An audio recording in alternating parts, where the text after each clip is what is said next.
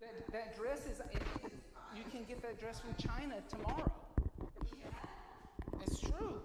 Tomorrow you can order that red carpet dress that Kim Kardashian was wearing. All right.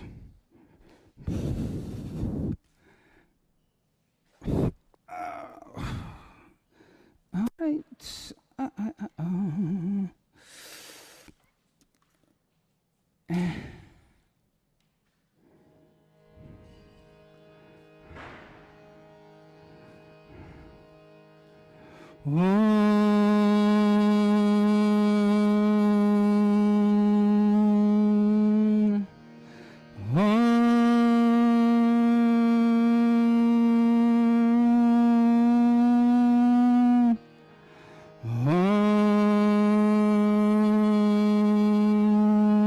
Shanti, Shanti, Shanti.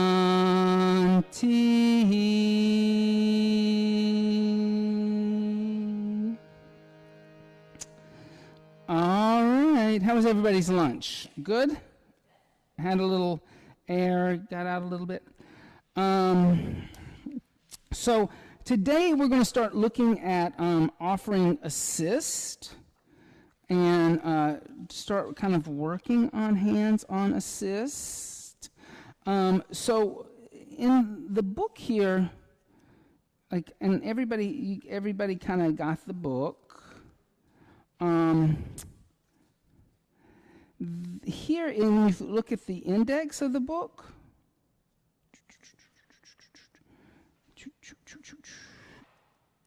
on page table of contents, there's a section called Principles of Assist, and I think they have 1, 2, 3, 4, 5, 6, 7, 8, 9, 10, 11, 12, 13, 14.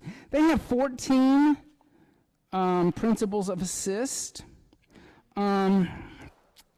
For the sake of this, I've kind of broken them down to a total of 8 assists, and kind of combined some of them, so that it was a little more. It was just a little easier to understand, right? So when we talk about giving assist, I think it's really important to kind of, one, know that you're helping someone. You're not correcting them. And assist should not be dogmatic. You know, they shouldn't be like how we were talking about earlier, like that you think that there's this perfect way of doing the asana, and then I'm going to make everybody come into that. It's more organic than that. And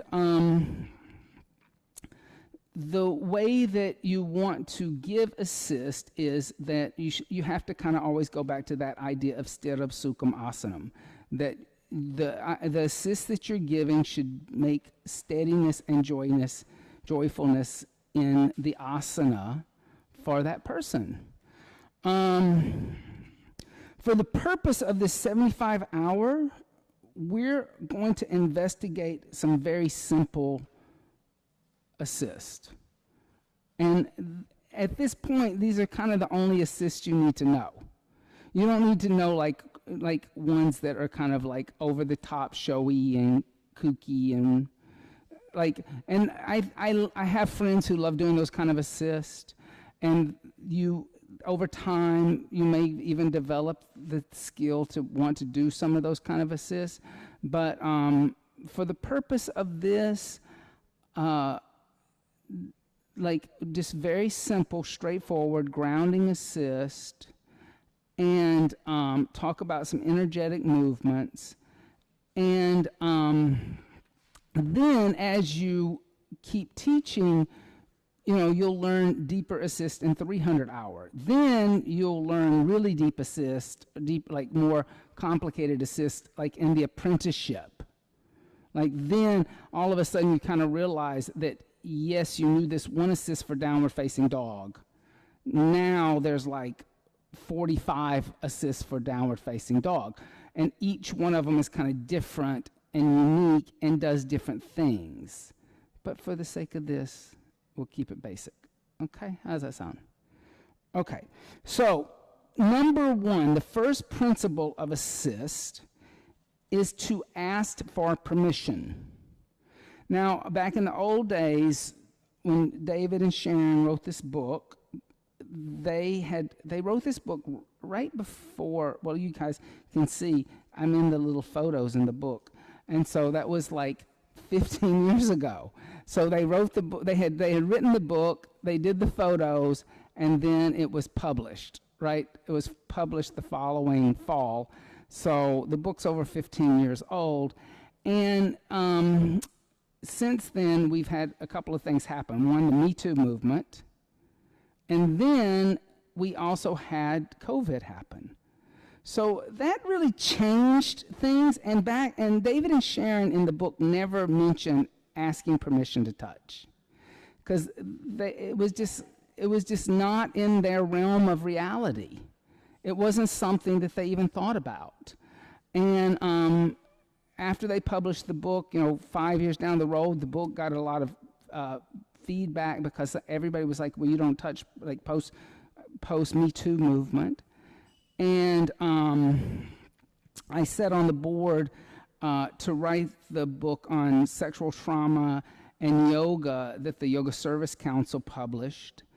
And they wanted a Jivamukti teacher because they were like, you guys don't ask for permission. And I said, I just don't think it wasn't in their vision. Like they'd been doing this for years and they never asked, and things have just all of a sudden changed, and they kind of have to catch up with it.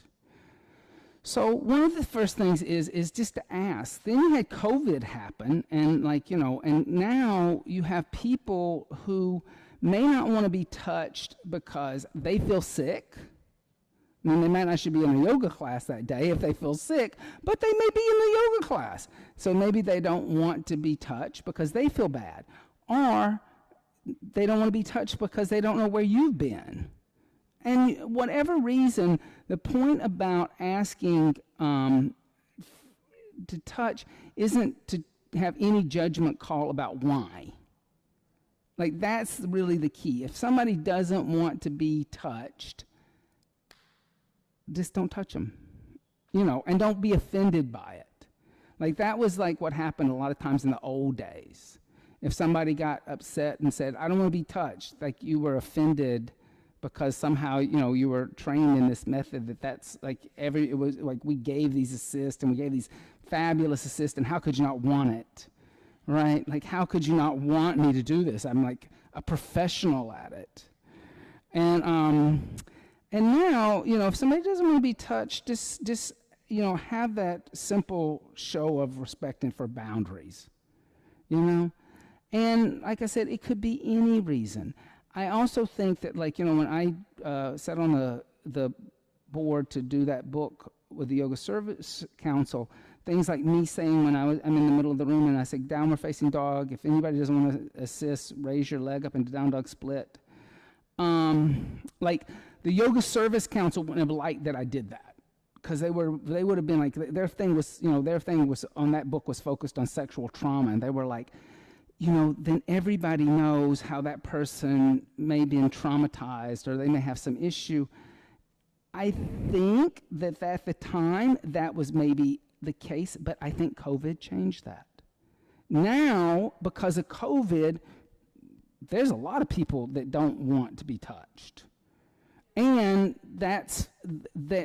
so there's been some, you have to kind of, when you deal with assisting, and keep your finger on the pulse of kind of what's going on around you in the outside world, and know that there's like just different reasons over time.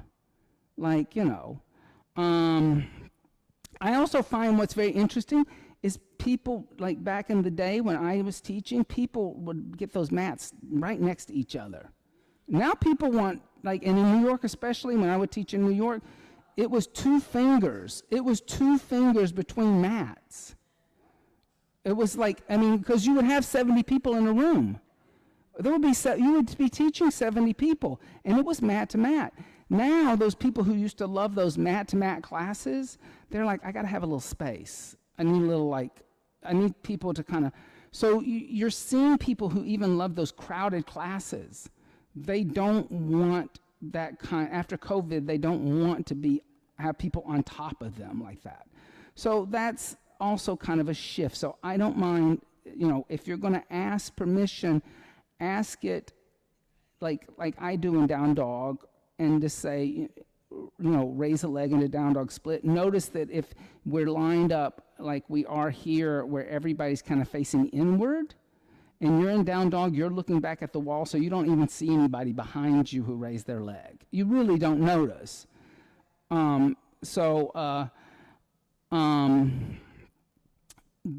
is just one of those kind of things I think that, going forward, be aware of, and just work it into your language and work it into the breath count of the first downward dog. Like, come onto the hands and knees, hands underneath the shoulders, downward facing dog.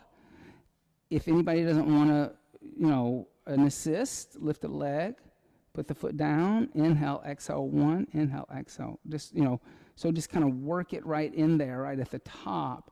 And you're kind of covered. And then don't, honor that person's desire not to be touched. Okay?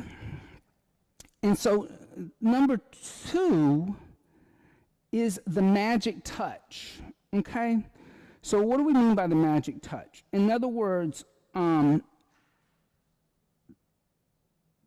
magic touch could be a lot of different things, but it's mainly the idea of being able to direct energy without saying a word. Right? So, Roma, do you remember when we were in that, when you were in straddle forward Janu Shirshasana, and I didn't push you, but I kind of moved your skin behind your ribs to get you to move only the right shoulder forward, because you were kind of like this, and I grounded you and I moved you in a direction, but I didn't push you. I just glazed across your skin. So that is kind of like a way of suggesting the direction of the energetic. I didn't put her where, I didn't put her there. I didn't force her there. I energetically kind of said, go that way. So touch should indicate the direction that you want it to go. Touch can progress a student's practice, and it can start to help diminish unconscious resistance, tightness, increase awareness, and also diminish pain. So all your touch can do all of that just by telling somebody which direction you want the energy to move. Does that make sense? Huh? Sure. It can help release conscious resistance, tightness, increase awareness, and help diminish pain that a student's having. So your touch can help alleviate even mental blocks that a student's having.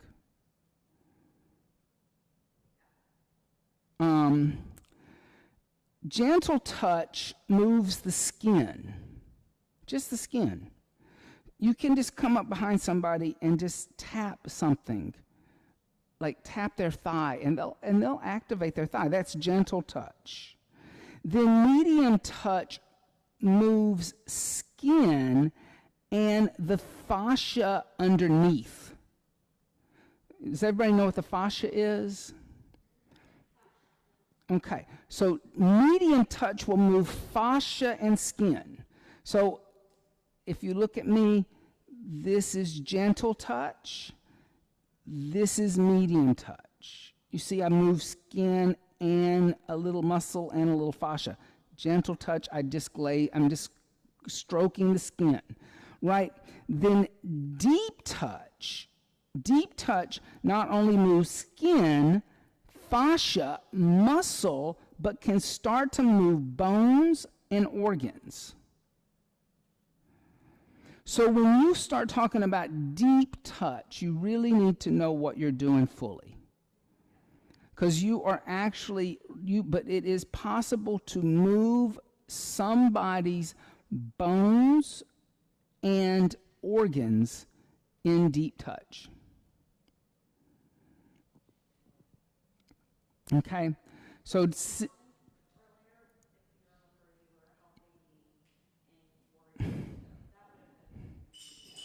that was medium. That was medium. And it was really kind of an energetic lift, so that there was an opening of the inner hips. Right? Right. So that was where I moved on an inhale, I lifted, I made space, and then exhale, you move deeper into it. Okay? So, yes. So we'll talk about that in a minute. So touch can reinforce the movement of energy, prana, shakti, and reinforce the connection to the earth. Touch can reinforce the movement of energy, prana, shakti, and reinforce the connection to the earth. Shasta, do you need a towel? Energy moves up the front of the body and down the back of the body. And touch can reinforce this natural movement of energy up the front of the body and down the back of the body. Right? Now, that also could mean that like your energetic cueing may be behind the person to get them to understand the energetic up the front of the body. Right? Just because you're like learning to move the energetic up the front of the body does not mean that you're standing in front of them. Okay?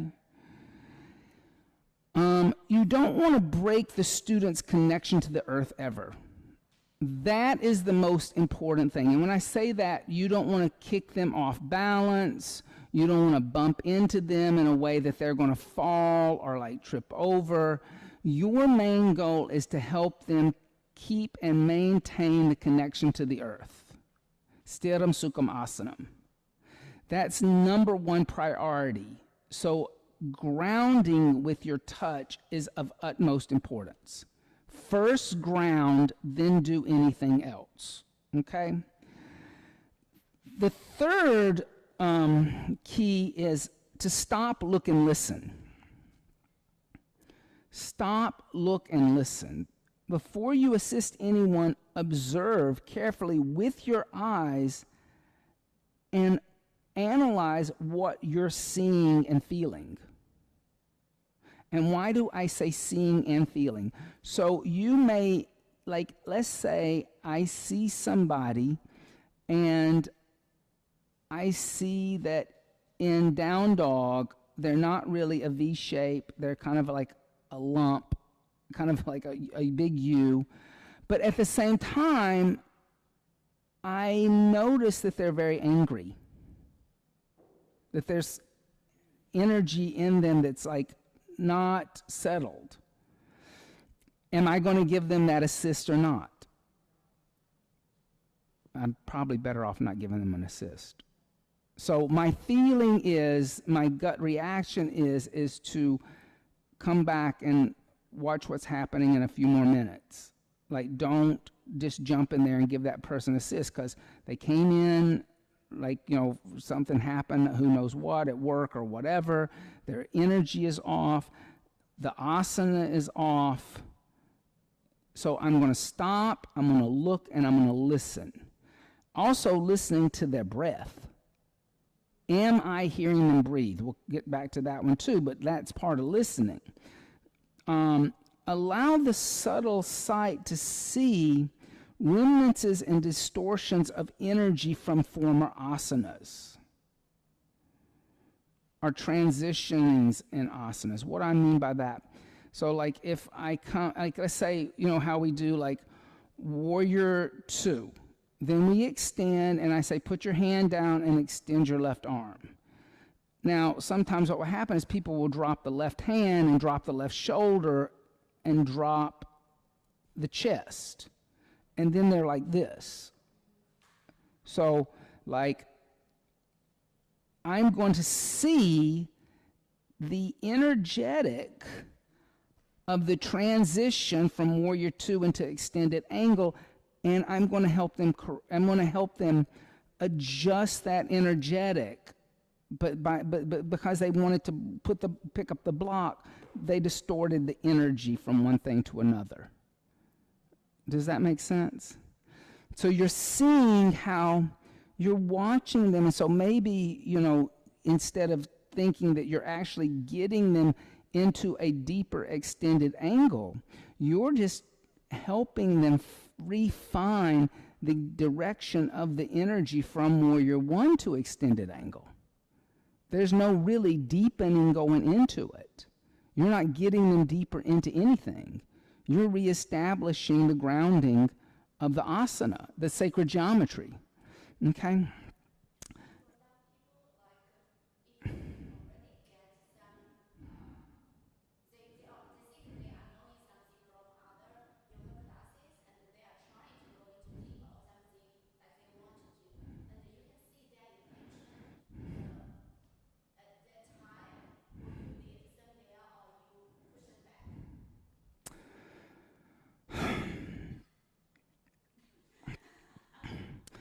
Well, I think that one of the things is that like it depends. It depends. Let's say that it's the first time they're ever in your class and you don't know them. I may leave them alone. Second time, I'm going to start giving them feedback. Like, in other words, if they're like if they're with a group of people and they see everybody, warrior 1's like this and they're like here, and warrior 1, first day I may not say anything, but the second day I'm going to say, bring your hands together, please. Bring your hands together and feel the energy move from your heart to your fingertips. Notice the difference. And I say that a lot. I tend to say, notice the difference. Because I think that's important, because I think sometimes when you give people feedback, if you don't tell them, notice the difference between this and that, they won't know why you did it. And you can let them feel it. You don't have to tell them what to feel. Let them feel it. But make them notice, what is the difference between this and that?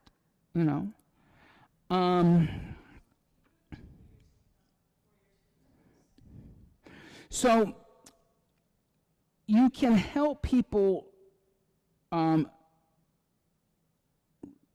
reconnect to the energy of the asana that's been distorted from a transition. So in other words, I'm in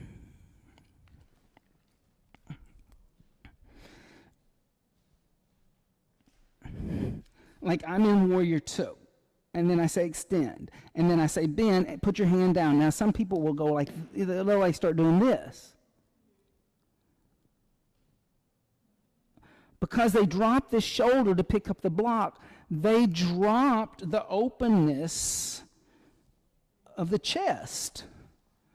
So your assist may not be getting them deeper, it's reestablishing the direction of the energy from A to B that they lost because they were unconfident in the transition.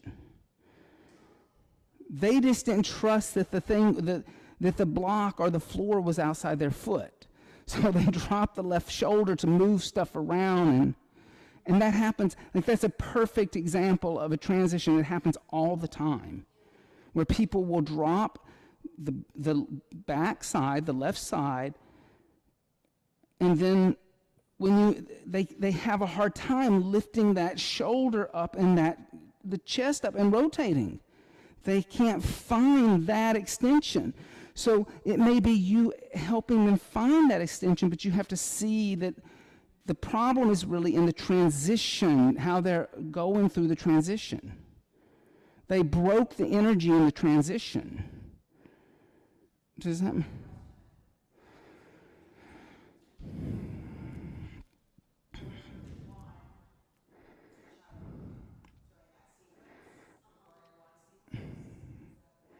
Ashtanga B? Do I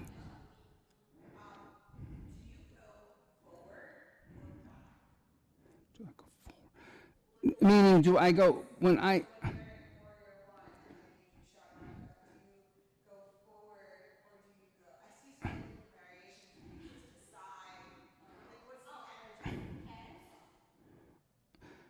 I think the hands are straight down. Yeah. But I think what she's saying is people are in Warrior One and they kind of do stuff like this. They do these kind of like weird swan dives. Yeah, yeah. Breaststrokes, kind of breaststroke action in the shoulders. It doesn't feel good in the shoulders. I don't know why they do it.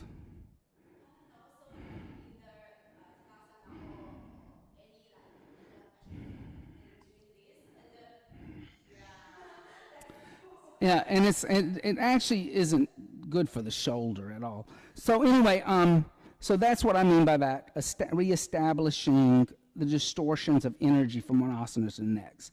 And then some things that are easy to see are unequal weight distribution, like from left to right. When people are out of balance, just left to right. You'll even see it, like I said, in Tadasana, or even something really simple. But start noticing it, like, you know, but to really see it, you kind of have to walk around them and look at their Tadasana from all four sides, not just from the side or the front, right? You have to walk behind them too and see what's going on. It may be easier to see the unevenness from the back of their Tadasana. Okay? Find space and move in. So this is where we were talking about. On the inhale, you're creating space. Always. On the inhale, you're always creating space because the breath is opening up the chest cavity and it's expanding the body. So that's where you're going to find space. On your exhale, that's where you're going to take them, move them deeper or into it energetically. Right?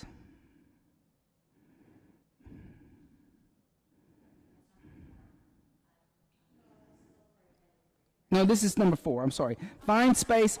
Number 4. We're on number 4. Find space and move in. So on an inhale, there's lengthening. On exhales, there's moving into the asana. And this is a way to create a dialogue between the practitioner and the asana and you and the practitioner. You're creating a dialogue, and the dialogue is the breath. So you have to breathe too when you give assist. And some of the worst assists I've ever gotten are when teachers are not breathing themselves. They don't know where your breath count is. You have to breathe with the student. So in other words, like if I go to give somebody an assist, if they're not breathing, I won't give them assist. And then what I may have to do is maybe their rhythm is slightly changed or off, or they're panting a little bit, but I have to change my rhythm to theirs. Then as I assist them, I can get them back into the metronome of the teacher. Do you understand what I'm saying? Like if I start breathing Ujjayi breath and I'm over them, they will fall into my breath.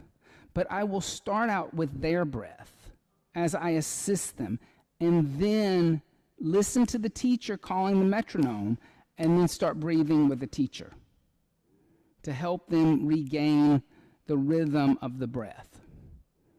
Okay?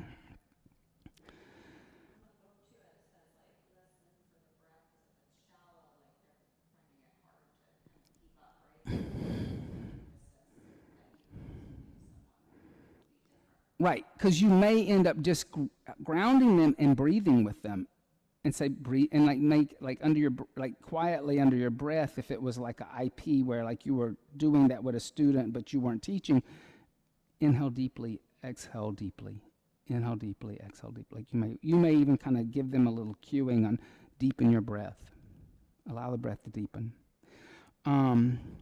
Start to know the difference between isotonic and isometric stretches.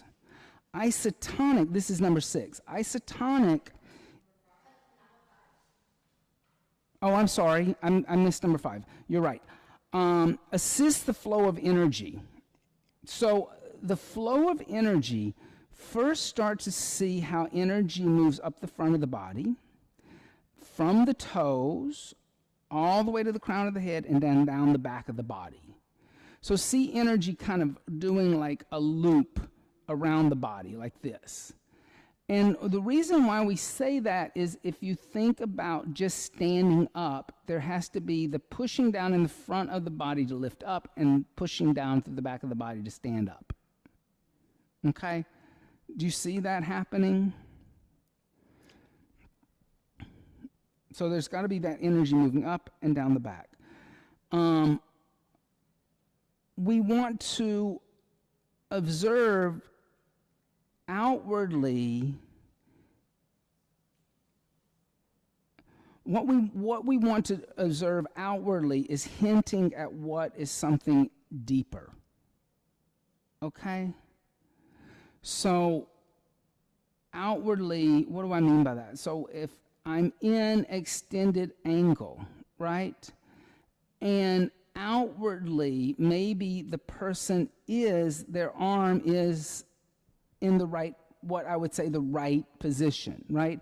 It looks energetically reaching, but they're not really reaching. There's kind of a relaxation in the trapezoid. There's kind of a relaxation in the lateral muscle. And then you could get them to engage that scapula and get a little more of a side stretch. Like, so you when you see the energy, say, oh, there's the energy there. They just need me to really come in here and just give them a direction of the spiraling energy, and they will go into it themselves. They don't know that they can go there yet, right? Does that make sense? We want the prana and the energy, and prana is energy. It's just another name for energy. We want the prana and the energy in the body to move freely. And so your assist may also be in assisting in removing blocks of energy that people don't even know that they have.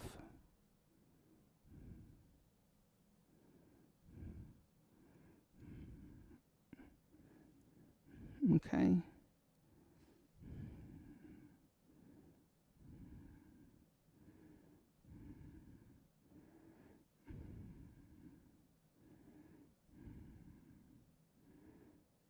So start to know the difference between isotonic and isometric strengthening. This is number 6. Isotonic is to create tension in a muscle contracting while the length of the muscle is changing. Right? So there is isotonic.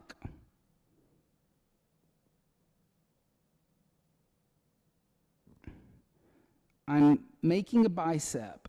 My bicep is in isotonic. The tension of the muscle has contracted and the length of the muscle has changed, right?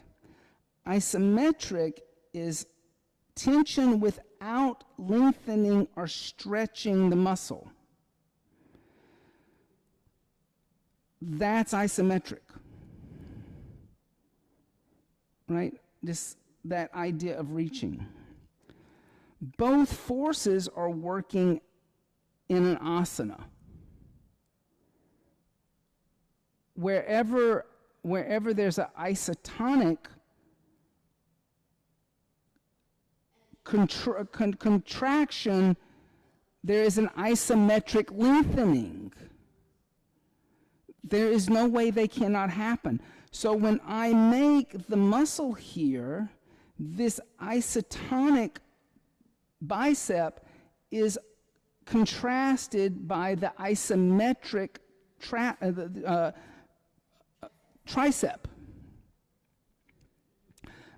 For me to do that, my tricep has to relax. See, this is when I kind of said this morning when you said about opening the body. One has to, so start to know the difference. So in other words, if you're trying to get somebody to open up the chest more, you may help their energy to contract the back instead of focus on the front.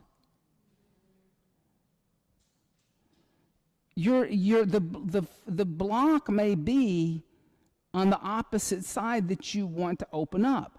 Or maybe they're so contracted in the back that they can't extend their arms to come into a back bend, right? So then you're going to have to get them to relax, because that could work against the person too. If they just kind of clench and, before they do anything, every muscle just kind of tightens up, they're not going to go anywhere. So, that.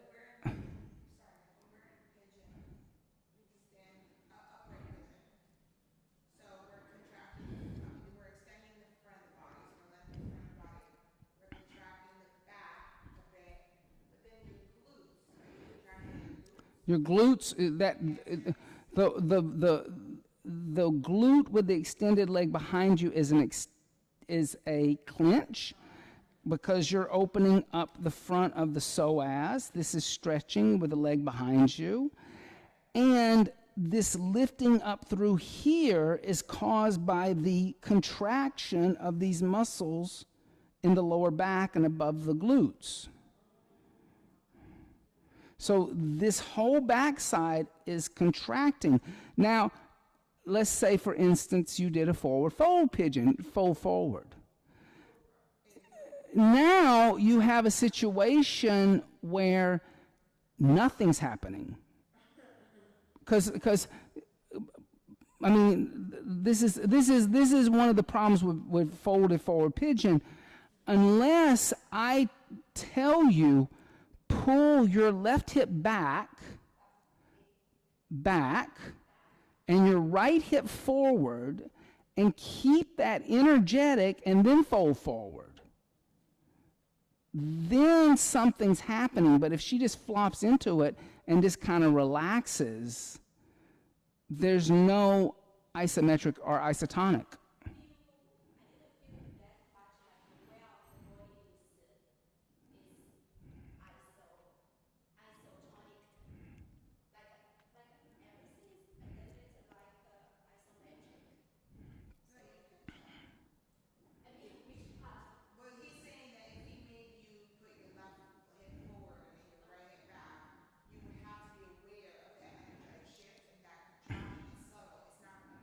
It's not going to be a big thing, but like if you just flop into it and relax, like it's yin. Like they flop. Right.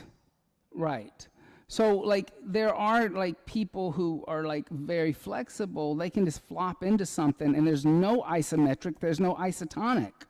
They just are kind of wet noodles. So you may have to get them to activate something, and they'll tell you that they can't feel it. They'll say I can't feel it, because they're so flexible.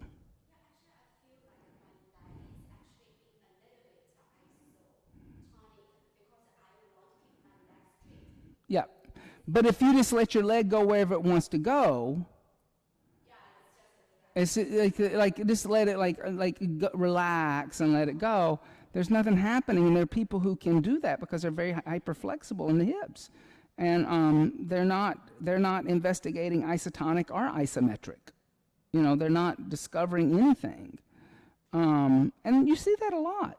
You see that an awful lot more than you think, and it's sometimes it's just people who are very, very, very, very flexible for whatever reason, and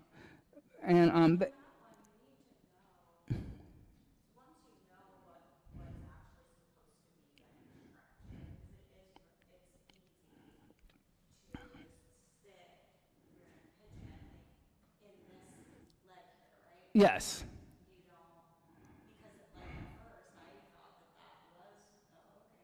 Yeah.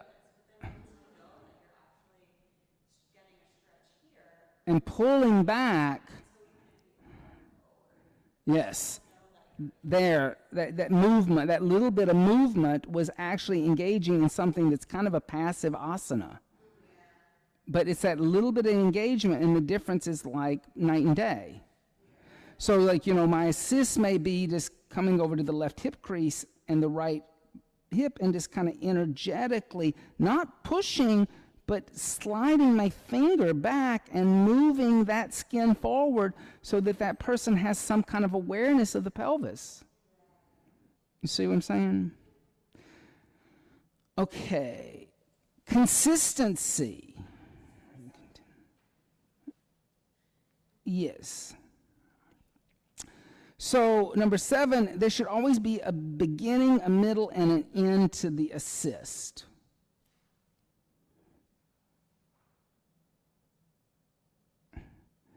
There should always be see the beginning of it, the middle, the end, and what will happen is you'll start to understand how to step into the assist as a beginning, a middle, and an end. Like what hand goes first. And if you switch it around, you'll find that you'll knock people off their balance.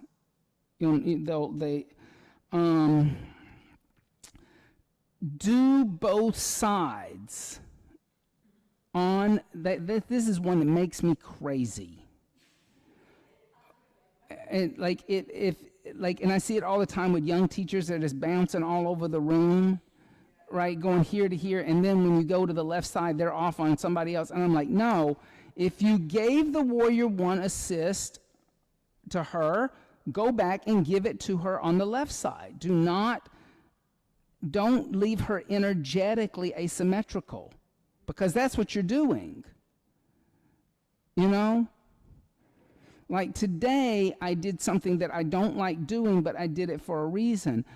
I started the Surya Namaskars, and I started right side, left side, right side, left side, so that everybody got a half a side of my assist of Jivamukti A.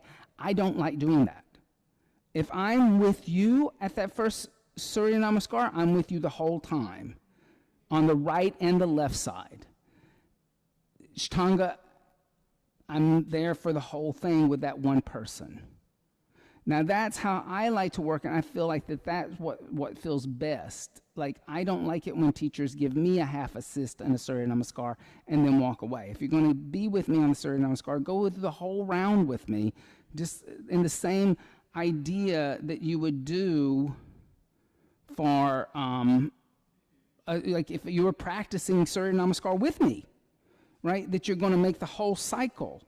But, maybe for the sake of teaching the assist, I can break that up, but it wouldn't be my first choice. Because how many people felt like it was a little weird that you only got the left side assisted but not the right? Yeah. So I like I said, I did it because I wanted you to feel the assist I was going to teach, but at the same time, it's not the way I like to work. And I see teachers doing it all the time, and it's not really the best assist. And then, once I started with the standing sequence, I knew that I started here. I went around the room, and I ended up back here on the left side, right?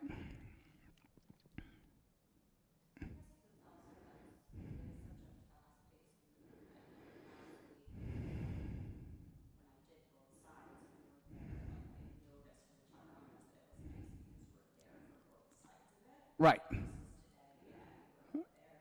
Then I was gone. Right. It energetically changes the experience for the person. So,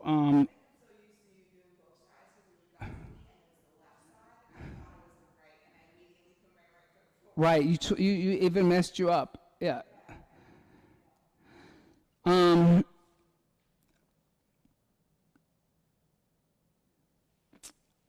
Assist should be guided by a kind of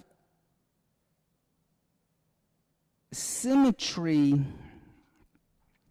but they shouldn't become kind of automatic and dogmatic. And even though I'm teaching you guys like all this kind of like, I'm teaching you one thing, right? But in the end, you really don't want to just have like the same assist for down dog for everybody, because it may not work, you know.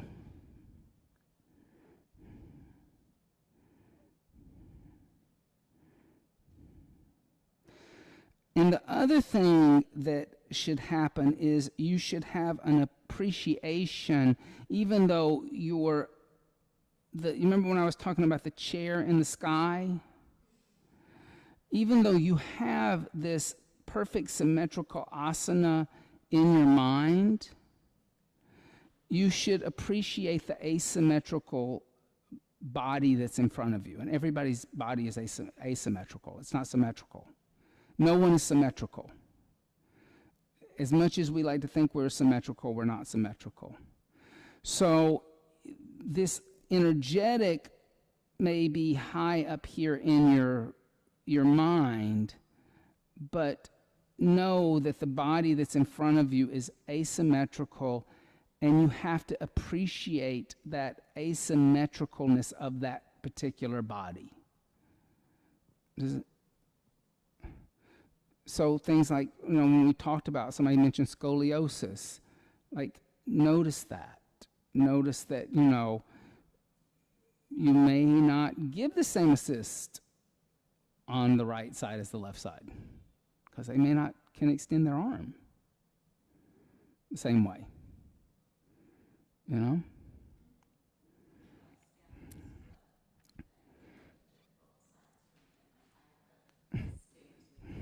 Different opening, yeah, very different openings. Like the right side, you were like, woo! And the left side was a little like more.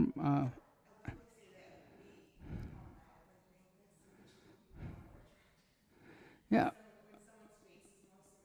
we think they're more attractive. Yeah, I mean, we like symmetry. We like symmetry, but in reality, nothing's symmetrical. Nature is not symmetrical. Nature is not symmetrical. No two sides of a leaf look the same from side to side. So when you fold your little paper over and cut your little crepe paper leaves out for fall, that's not what a leaf really looks like. It's not symmetrical like that. And then number 8, assist with the breath. So I already kind of touched a little bit on that. If a student is not breathing, do not assist them. Like, tell them to breathe. That may be your only assist you give them. Assist on the inhale is finding space, and on the exhale, it's moving into that space.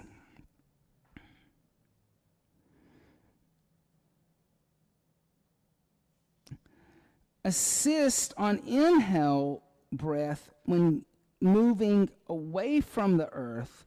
Assist on an inhale when moving away from the earth, and things like back bends. Okay? Does that make sense? So if I'm like, place the hands next to the head. On the inhale, come up. Right?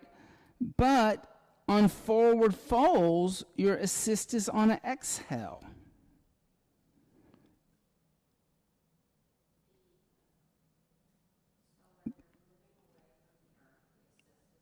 Inhale. When you're moving toward the earth, exhale. When you're moving away from the earth, the assist is on an inhale. When you're moving toward the earth, the assist is on an exhale.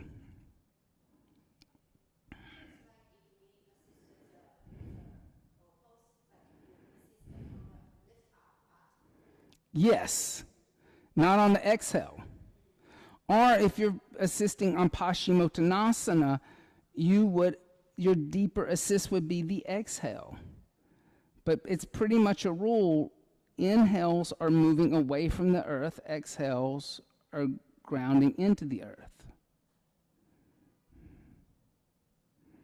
Does that make sense?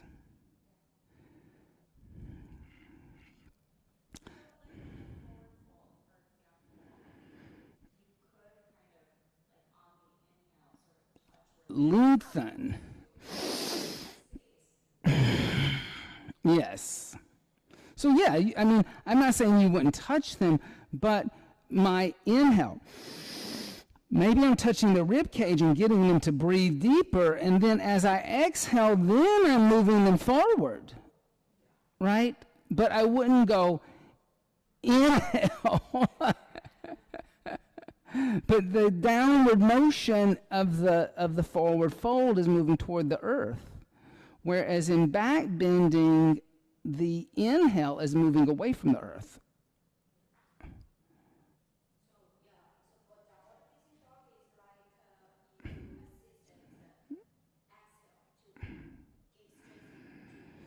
No.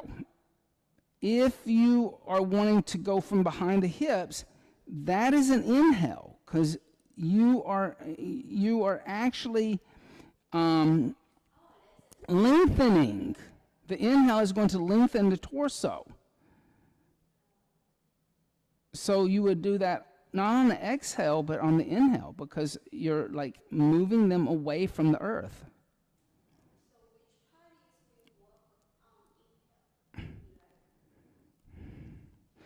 That's an inhale, away from the earth.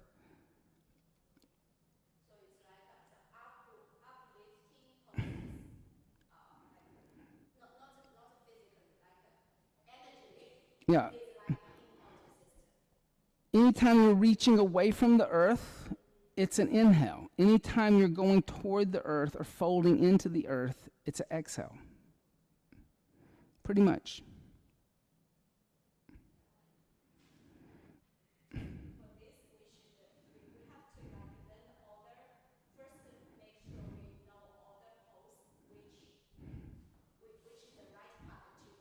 Well, let me finish the last one. So link both the teacher's breath and the student's breath to move deeper into the experience through hands-on assist. So in other words, if you are breathing with the student, you will feel it. You see what I'm saying? You will feel it. So just like come stand up. Come, Iko, come up here.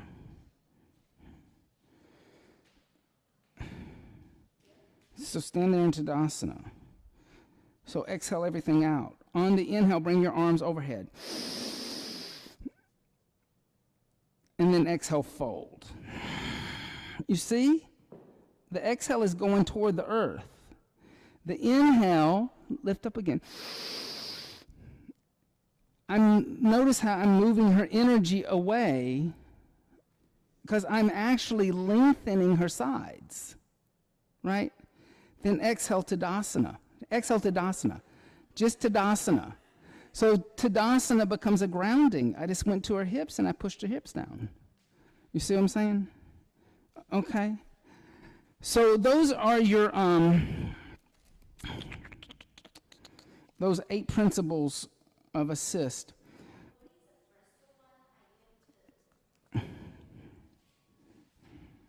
If the student is the first one, number 1, or the first one on assisting with the breath, ask for permission. Yeah, ask for permission. So all of the assist and alignment that we're going to do for the Surya Namaskars are basically safe.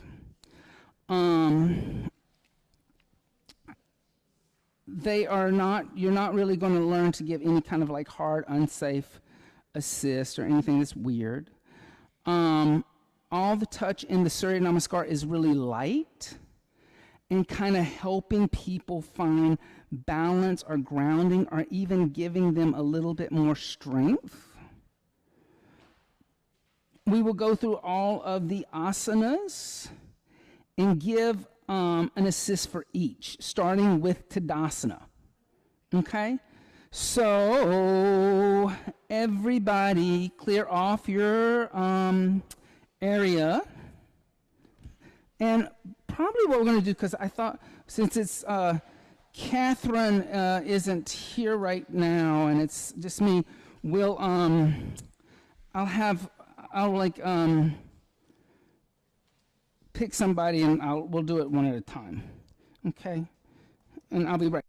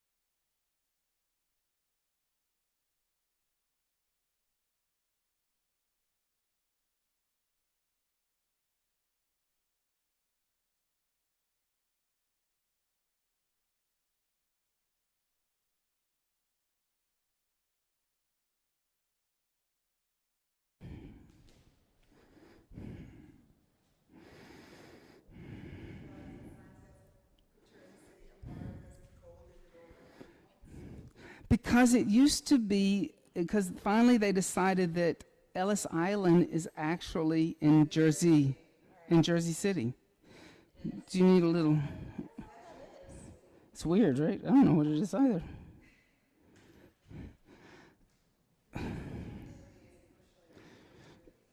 So let's start. Eco. So let's just come around the mat, okay? Eco, I'm going to have you assist. I'm going to do it. Now, I want you not to do so jerky. Be more relaxed. Okay. All right. I'm going to have that. I want to assist you because I'm going to start out by assisting you because you and I are the same height. And there's like some assists that like do need certain adjustments for height. Okay? So you can just come and stand at the front of the mat in Tadasana. Yeah. So, like in Tadasana, like maybe, like before we start, like I would like, she can bring her feet together. So I may just kind of touch her feet. And I would start looking from the ground up. I would not look at her head yet. I'm going to see what her feet are doing. I'm going to see if she's like, scrunch your toes up. Like make them like this, tight. Like you're trying to grip, like do this. Like what I'm doing. Sometimes you'll walk up to somebody and you'll see them doing like that and you'll just kind of like, you can just kind of like do this. But start from the ground up is what I said. I'm not going to look into Tadasana at her head yet. I'm going to start here. What are her feet doing? Her feet were like a little apart. I told them to bring them together. Then I'm going to kind of go up her knees. Maybe I'm going to tell her just to put a little softness in her knees. Notice how all of a sudden she's out of an anterior pelvic tilt because she locks her knees. Then maybe I'm just going to like check out whether, no, wait. No, don't give this up. If I don't pull that in, good. Then, I like check her arms out. Now, this is what I said, like, I'm focused on the front of the body. Notice how her chin's way out here. I'm actually, from behind, assisting the front and drawing the energy upward. Push me away. Push me away. Push. That's a great assist. Like just put my hands right here on her hip and push down so she can push up. Like, this really helps me to realize my pelvic. right. But your pelvis actually starts with your knees. Yeah, I always Like, when you lock your knees out, watch what happens. Lock your knees, kick your knees back. That happens. Soften the knees, the pelvis softens. So, like, the area that I want to change is actually the assist is down here.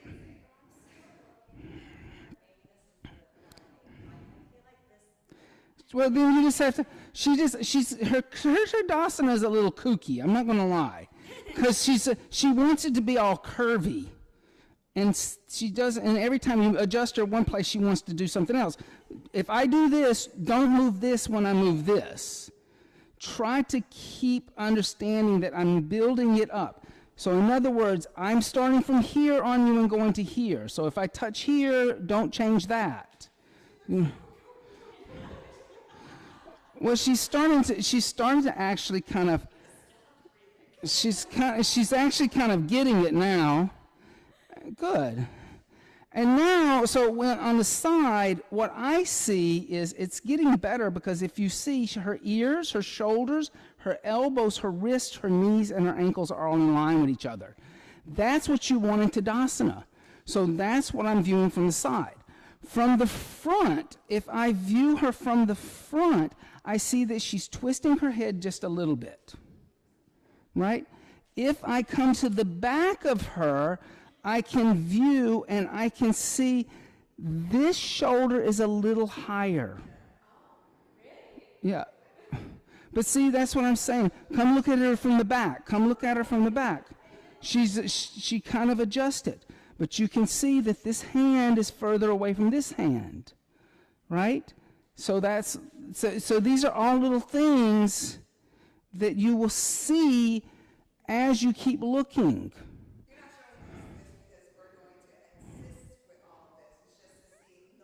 No. So, but like my assist for Tadasana may be, in a class like this, is bring your feet together. Bring awareness to the feet first. Then maybe it's this, right? Or if she's really chicken necking forward, I'm going to put my thumb right at the base of her skull, and I'm just going to lift the skull up a little bit, getting length through the front of the body.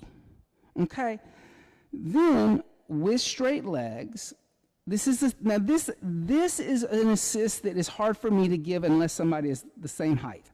Hook your thumbs, bring your arms up alongside your ears, not so jerky, and arch back.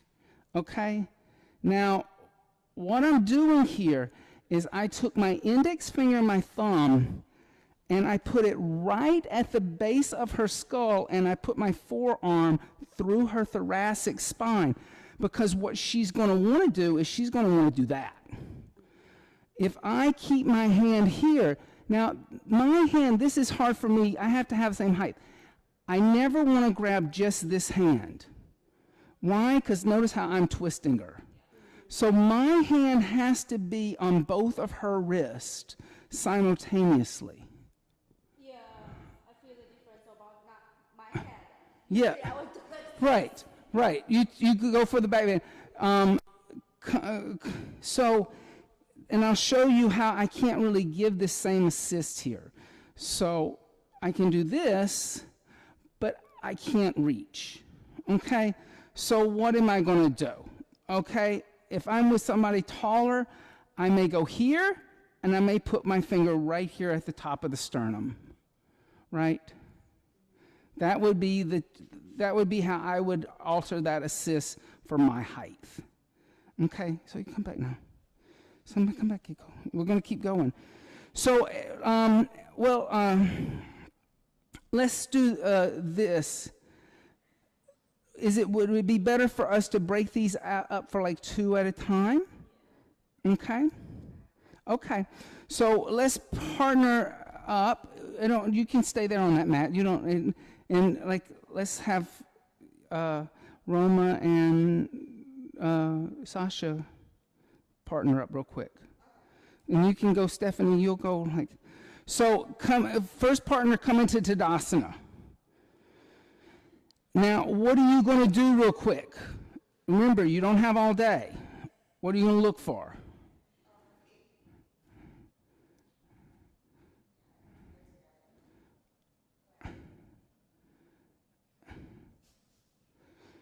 And if you come look at the side of Roma, Roma's doing right the opposite of the chicken neck thing. She's bringing her, like, she's like this, you know.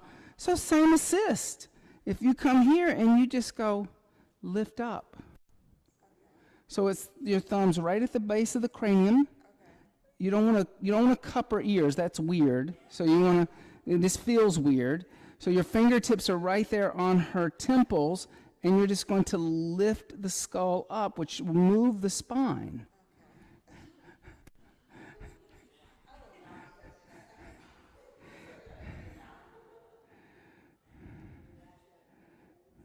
Here, let her come stand on the mat. Let her get in the mat and like set it up. Now start at the base.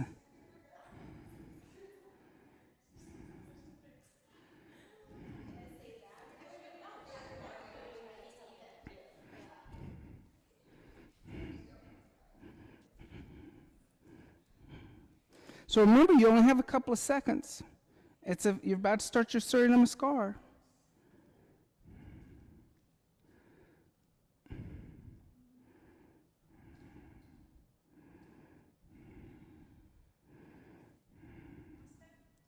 I think that looks good. Now with Sasha, yeah, I like that little lift. So here again, I think here again, you can do the same thing. All of the things you're fussing over can be adjusted right from there. If you lift her cranial up, she's going to lift out of her abdomen and her chest. So that right there, that assist takes care of a multitude of sins. So right here, and then lift up. Yeah. Okay. You do it changes. It lifts the spine. It makes space in all the vertebrae of your spine immediately.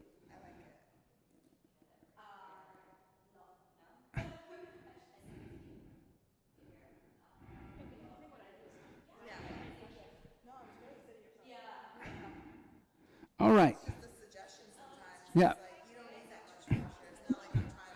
It actually feels good. I find that it feels good. Like when somebody does it, I find that assist feels good. It just really, is like, it's like, like you just lift it out of the weight. Okay, try the first back bend. So, partner one. So I want you to slow down, though. It's not always like this. So, if you're calling the class with straight legs, you got to get your hand here first. That's what goes first. Hook thumbs. Don't rush. Reach up and arch back. A little grace. We're going to send you to ballet class. Good. So try it like so. The hand goes first. We already have established where the thumb and the index finger goes.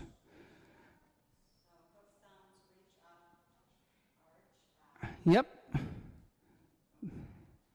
Yeah. And doesn't that feel secure? Okay, swap. And Eco, you may find that you can't get her wrist, so you may have to. See. So you're gonna put one finger right here on her, like right at the base of her throat. Okay.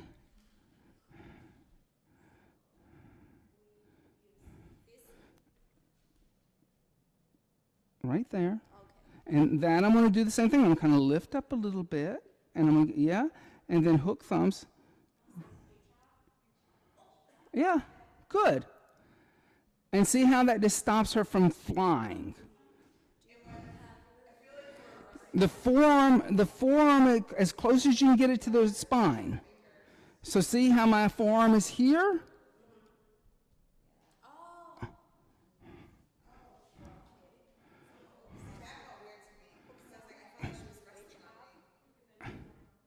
Yeah, forearm.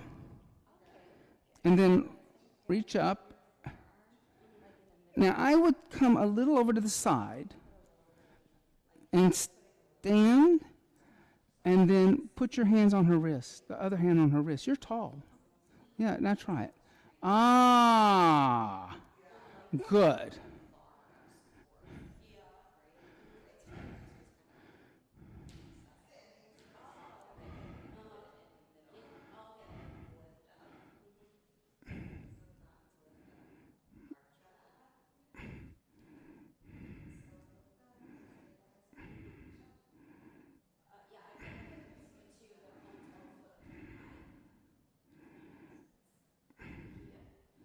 Okay. Okay. So now I want to let's talk about this. Leave your hand where it is when I come over and touch you. For me, that's too close to her breast. Your hand does not want to rest on her chest. So this is something that now we'll get into. You have to kind of be clear of the energetics of what you're touching and you're not. Anytime, like women, like it's not as freaky, but as a guy, I mean, I get away with a lot of stuff because I'm gay and everybody knows it. But Bodhi was my heterosexual apprentice. I was like, Bodhi, you can't do that. Don't do that assist. So if I'm going to touch somebody's, I see the opening of that armpit right here. I'm not going to go below that. Nothing below that. I'm here, right here in the thoracic, right? Or right here in the chest area. But anytime I get past where your arm creases, I'm down into mammary, right? Guy, if assisting a guy, you can do that and there's not going to be a big deal.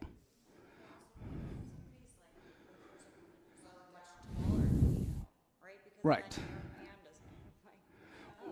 Right. So if I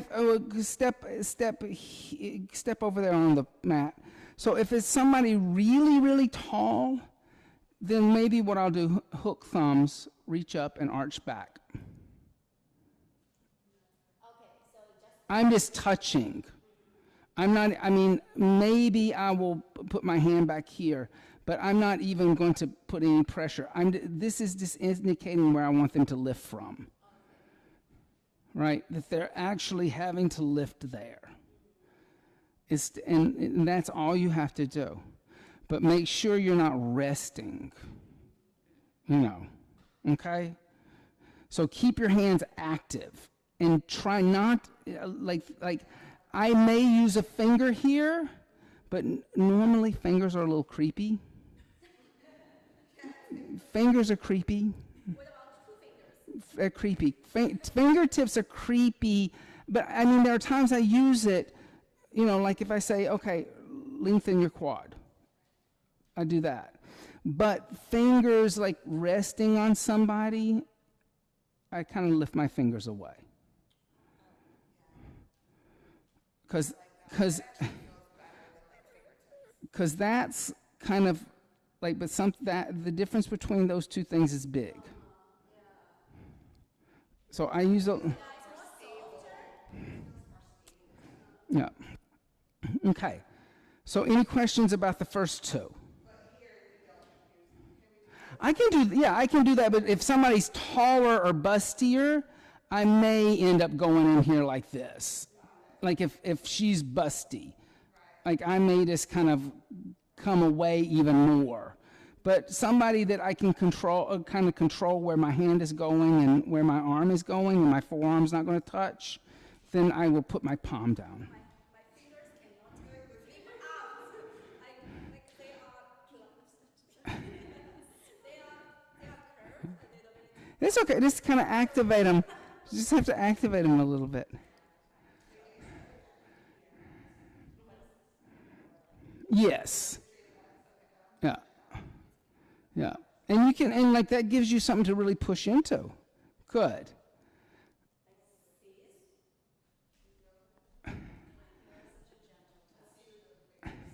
And you could come right here. You could go even kind of like there. Right? Okay. Yeah. So from here, come back and we'll do the next two. Now, as we're doing this, so I'm going to just go through it quicker. I'm going to call it, but move slowly. On your inhale, hook thumbs, reach up and arch back. Exhale, bend your knees, fold forward, sweep your arms behind your back, clasp your hands together, and a fist straighten. I step to the side. One foot comes behind her heels to ground her. One hand comes on the sacrum, and I'm not really, I'm not moving her. I'm just there gently with my hands there, because that's going to be too much.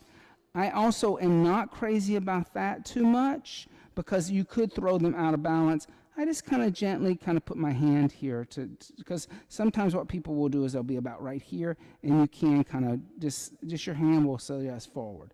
Then I'm going to move out of the way, soften your knees, put your hands down next to your feet on the blocks, and I notice how I move behind, I'm straddling the mat. Step your right foot back into a long lunge. Now, my left hand comes to the thigh, the front of the right thigh. My right hand comes to the sacrum. The sacrum is a stabilizing bone. The sacrum does not move. A lot of the assist for stability is at the sacrum. The spine is all flexible. My hands aren't on her spine. Then exhale, downward dog. I'm going to take my hands to her hips, and I'm going to step back just an inch and come into down dog. Okay? Okay. So try that from the hands behind the back. From hands behind the back. You can step on that.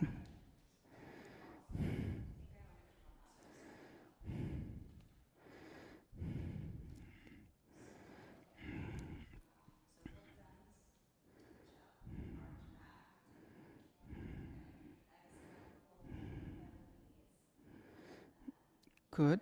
Yes. Excellent. Put your foot behind her foot. Yes. Now start to move away. Bend the knees. Straddle the mat. Straddle the mat. Straddle the mat. Left hand here.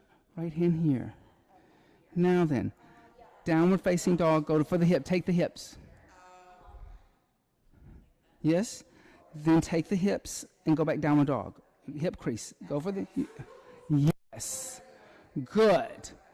Excellent. Excellent. See, and it's not a lot of movements. You do have to kind of get out of the way when they step back, and so it really is stepping as wide as the mat. Usually when you're straddling them or coming behind them, like down dog or anything, your feet are wider than their mat. If your feet are on their mat, they're gonna run right into you and slam into you. So that's kind of your measurement. The other thing that's important to know, the wider your stance is as the person giving the assist, the more grounded you are. The narrower your stance is, the less grounding you have. The wider your stance is, the less pressure in your back. Yes. Okay. So, switch partners.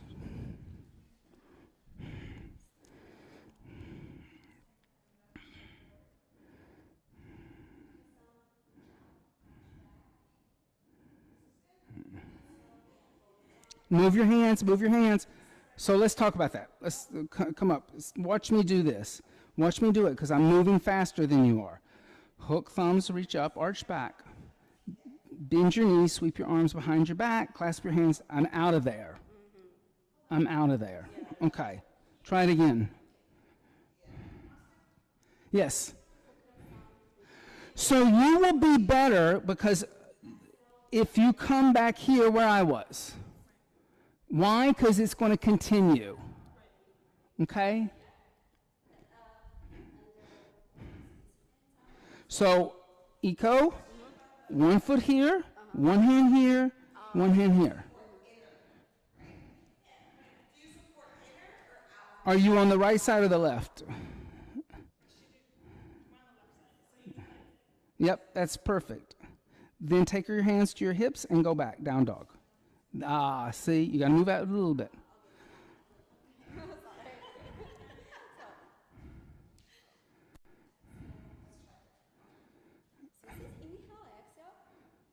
Yes. Inhale. Exhale.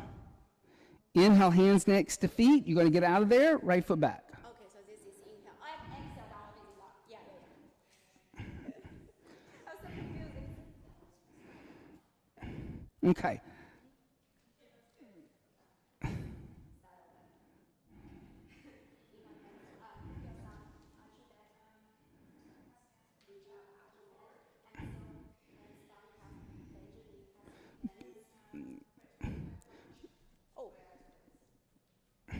Move out of the way. Bend the knees. Place the hands down. Step back. You're on either side. No, no, no. What did I do? What did I do? What did I do? Not that. Right there. Stabilize. Ground. That's the grounding. Do it. Do this. Do it just like I did it. Now, put your hands on her hip crease and go back downward dog. Downward dog. Hands on hip crease. Step back. Yes. Now, that's all we've done. Okay.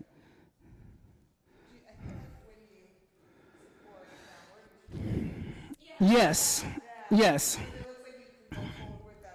Yes. Well, you're not grounded if your legs are straight. And if your legs are straight, you're putting a lot of pressure in your lower back. Okay?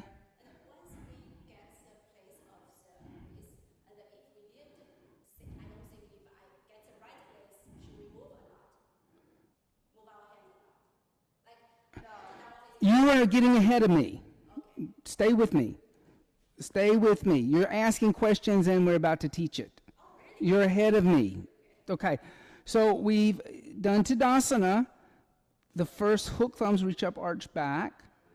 The hands down, the lunge, then the down dog. Stephanie, keep going to down dog. So I am here in down dog. My knees are bent. I'm pulling back a little bit. I don't want to hold her back. I am not going to move my hands very far. On your inhale, come forward to a plank. I'm going to move with her. I'm going to bring my hands onto her thighs. My elbows are going to come close. I'm going to squat. Now, bend your elbows, chaturanga. I'm supporting her. Inhale, upward dog. I'm moving the energy forward in the front of the thigh. My hands never leave. Exhale, downward facing dog. There is not, I didn't run around. I didn't do all kinds of crazy stuff. I'm basically in one spot. The plank, I shift the hands from the hip crease to the top of the quadricep. As she chaturangas, I energetically move my hands. Everybody do this with me. I move my hands slightly forward on the thigh, saying chaturanga, and that supports her weight. Then upward dog, I continue moving up with her. Then downward dog, I let my hands slide back into the hip crease and come back. But it's not a lot of fancy stuff. It's very fundamental and basic, and I never really leave the back of the mat. That's why I said, Roma, you got to step back there. You can't give a down dog. I know you get down dog assist all the time in classes from the front, but if you're going to stay with the person through the whole dance, your partnership is back here, behind, not in the front. Okay?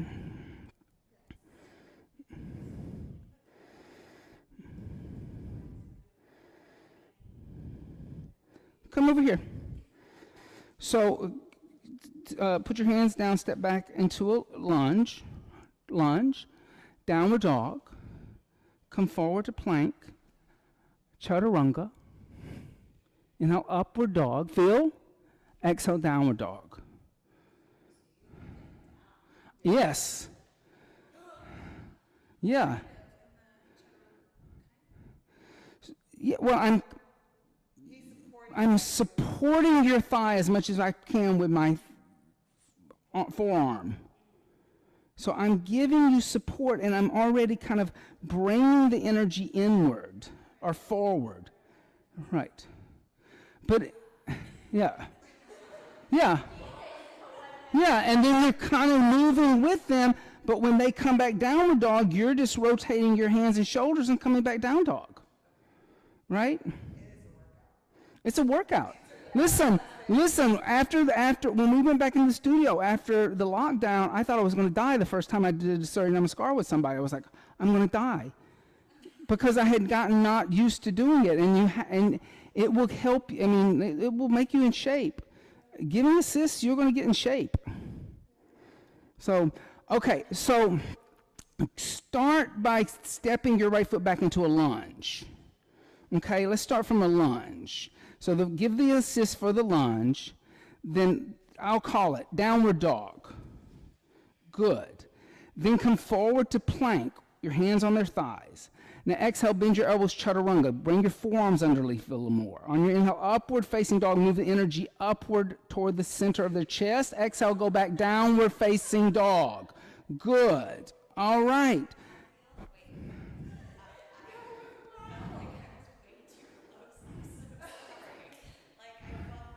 They're not, the thing is that one, they're not going to energetically notice it. They can't see it. They can't see it. Yeah, they're worried about the chaturanga. I know, but I understand what you're saying. Yes. So for you, because she's tinier, you have to squat more. But then it felt like my arms were like Than her thigh. right, and so then Yeah. Yeah, I think that's fine. Then you can start to move away as she goes into upward dog. Right?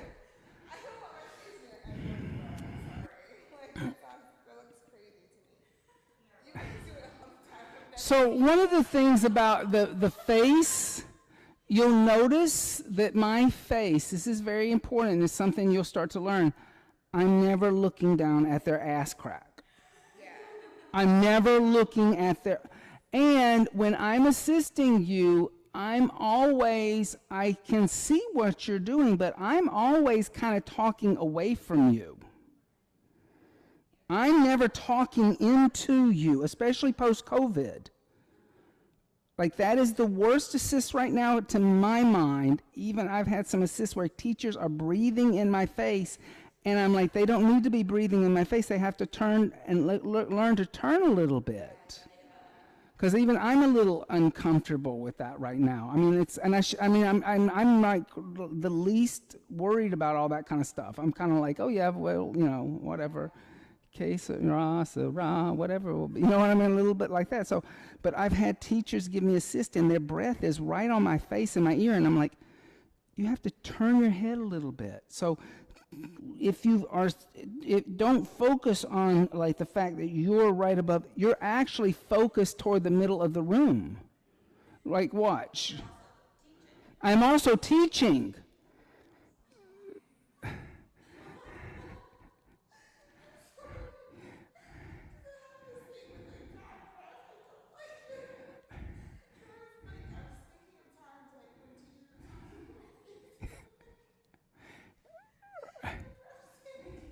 Right. I mean, you have to be, and like, it's funny because like you have to be aware of that stuff. I had one teacher who they were just like a garlic fanatic, and it was like, oh man, you have to watch out with the garlic and stuff like that because they're like talking in your face and everything, and it's like this garlic.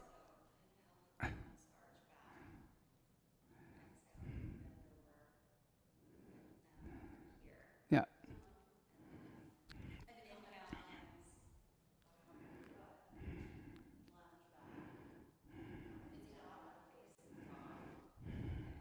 Plank. So right, so the hand comes under the thigh. Chaturanga, you're going to bend a little deeper. Then upward dog, move your energy up, and then exhale, grab the hip crease, downward dog. Yeah. But that's a great way to do it, like learn to do it. You know, because to do it by yourself is actually really interesting. Hook thumbs, reach up, arch back. Exhale, bend your knees, sweep your arms behind your back, clasp hands together in a fist, straighten. Inhale, hands down next to feet, step right foot back. Exhale, downward facing dog. Inhale, plank. Exhale, chaturanga. Inhale, upward facing dog. Exhale, downward facing dog. Like this, because it's doing it by yourself is actually really good, because then you start to kind of just get the little movements of the dance, and you're going to find if you're short like you and I, on that down from plank to chaturanga, coming back to down dog, we got to step back. If you're Luis and you're tall and skinny, he can stay in one place that whole thing and not move. Yeah. Yeah.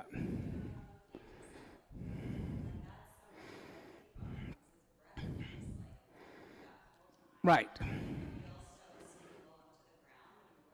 Right. He gives great assist. Yeah.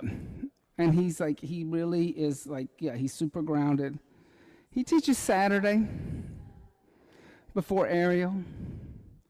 Okay. So let's go. Oh, let's switch. Yes, let's switch. So lunge. We're going to do a lunge. Listen, everybody. Wait. Because I called it for you. I'm going to call it. You're just going to do it, because I'm finding that you guys, we're working on calling and doing at the same time. So start out in your lunge. So Roma, step over, come into lunge. Then exhale, downward facing dog. Inhale, come forward to plank. Exhale, chaturanga. Inhale, upward facing dog. Exhale, downward facing dog. Good. All right. Yeah.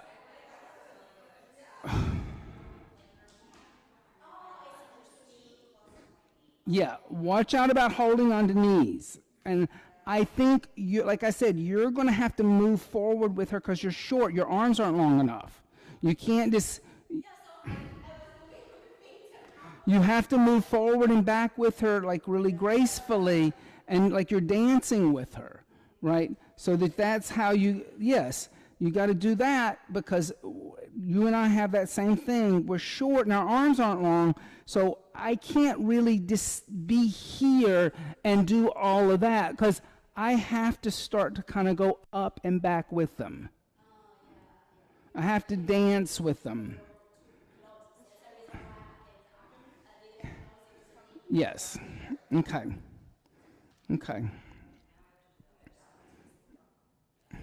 We'll do the whole thing in a minute.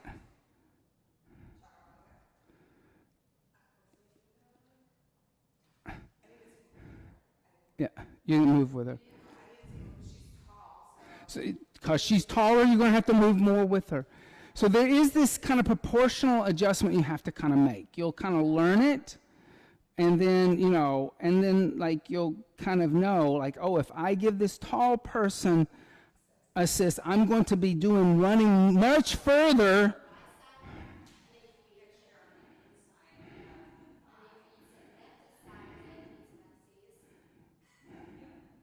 It'd be opposite. When you support the lunging leg, you're coming from inside, right? Yes. Yes. Inside the thigh. So left hand's on the right thigh, right hand is on the sacrum. Yes.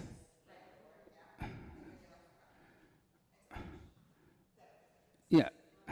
Okay, so let's move on, because we're going to put it all together. Don't worry, we'll get to the left side too. So go back to down dog. Okay, so from down dog, this is knees, chest, chin, right? On the inhale, come forward to plank. I'm going to move forward. I'm going to keep my hands on her hips. Exhale the knees, the chest, the chin to the floor. Inhale, slide forward to cobra. I'm going to let go. I may put my hand there, right? Exhale, tuck toes under, seat to heels, lift knees up, downward dog. That's simple. Inhale, step the right foot forward in between the hands. Exhale, left foot forward next to the right. Notice what I just did. Fold. I went to the other side. I went to the other side. I started out over there. I'm over here now. Because energetically, it makes her feel better. And it tells her now we're about to go on the left side.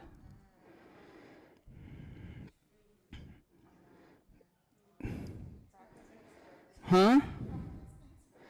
But that's what that does.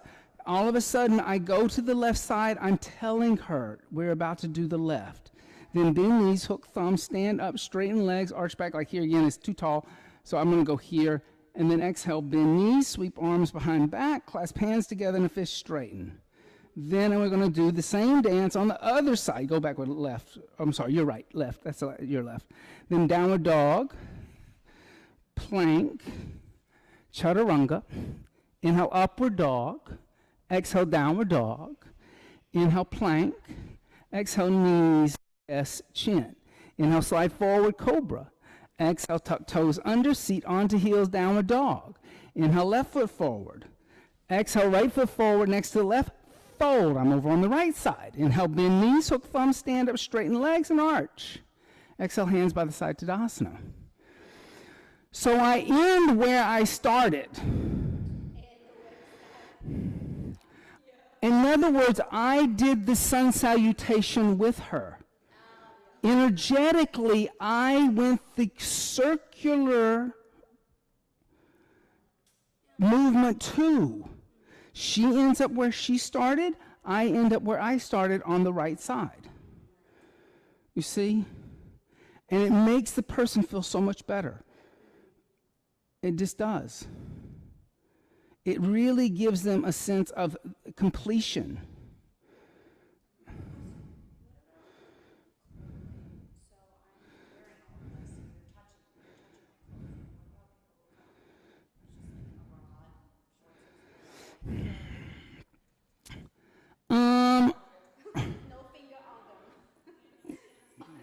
Yeah, I would contact like this. You know, two, I mean, like, if somebody's in midriff, I don't mind touching their sacrum. You know, a lower back, I don't mind. I think it's more like when people have come dressed like very scantily is when you get into some of the other asanas that maybe aren't in this. Like, you know, when you do that forward fold and stand on your hands and people kind of like come into them and things like that. I mean, it's just, there's ways to deal with it, like with towels and, or blanket even. You can put a blanket between them and you. But it would be really, I would be more concerned about that kind of stuff in forward folds. Because then sometimes it's chest on body. You're making more contact than just the palm of your hand. Surya Namaskar. And then I may just like decide like there's just some assist I'm not going to give that person.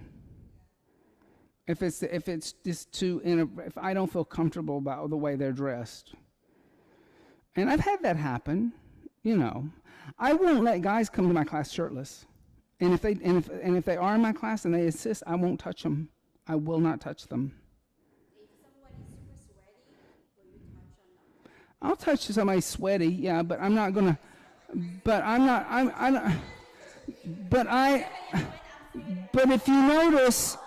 if you notice, I always have a towel.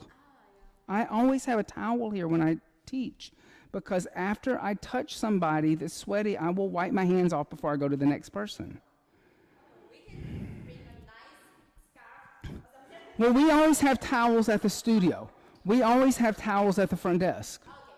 And if a teacher asks for a towel, we give you a towel because you're really using it to clean your hands off before you kind of go to the next person. You know, also the lavender lotion. I mean, if somebody is really sweaty, I may just kind of casually walk over and keep teaching and take a little dab of that lavender lotion and put it on my hands, because the lavender oil acts like an antibacterial and virus. It has properties that kill both viruses and bacteria. But I've also seen instructors, I think Shauna, she like puts it on her hands and then hovers it over you. Amy does this too. Well, I use it as aromatherapy, but the reason why it's got lavender in it and essential oils is it kills bacteria. It's purposely designed to be lavender. I didn't use rose. I used lavender because of its properties that are antibacterial and antiviral. I mean, the thing is that you could use oil of oregano too, but it burns. Lavender doesn't burn, but they have this. But lavender and oregano are from the same botanical family. Lavender and oregano. They're from the same, botanical families. So let's do that Surya Namaskar all the way through. I'm going to call it. Okay, and I'm not going to call it fast. So starting out in Tadasana, make any adjustments you need to. Okay. Connect to your Ujjayi Pranayama. With straight legs, hook your thumbs in front of you, raise your arms up alongside your ears and arch back. Exhale, bend your knees, sweep your arms behind your back, clasp hands together in a fist straighten. Good. Inhale, bend the knees, place hands down next to feet, step right foot back, look forward. Exhale, downward facing dog, lift the hips. Inhale, come forward to plank, look forward. Exhale, bend the elbows, chaturanga. Inhale, upward facing dog. Exhale, downward facing dog. Good. Inhale, come forward to plank, look forward. Exhale, the knees, the chest, the chin to the floor. Inhale, slide forward, cobra. Good. Exhale, tuck the toes under, seat onto heels, lift knees up, downward dog. On the inhale, step the right foot forward between the hands, look forward. Exhale, left foot forward next to the right fold. You should be on the left side, left side. Inhale, bend knees, hook thumbs, stand up, straighten the legs, arch back. Exhale, bend the knees, sweep the arms behind the back, clasp hands together in a fist straighten. Good. Inhale, bend knees, place hands down next to feet, step the left foot back. Exhale, downward facing dog. Don't rush, guys. Inhale, come forward to plank. Don't rush, practitioners. Exhale, chaturanga. Inhale, upward facing dog. Exhale, downward facing dog. Good. Inhale, plank. Exhale, knees, chest, and chin. Good, Sasha. Inhale, point toes, slide forward, cobra. Exhale, tuck toes under, seat onto heels, lift knees up, downward facing dog. Inhale, lightly step the left foot forward. Exhale, right foot forward next to the left fold. You should be on the right side again. Inhale, bend knees, hook thumbs, stand up, straighten legs, and arch back. Exhale, hands by the side to Tadasana. Good. Good. It's a lot, right? It's a workout. All right.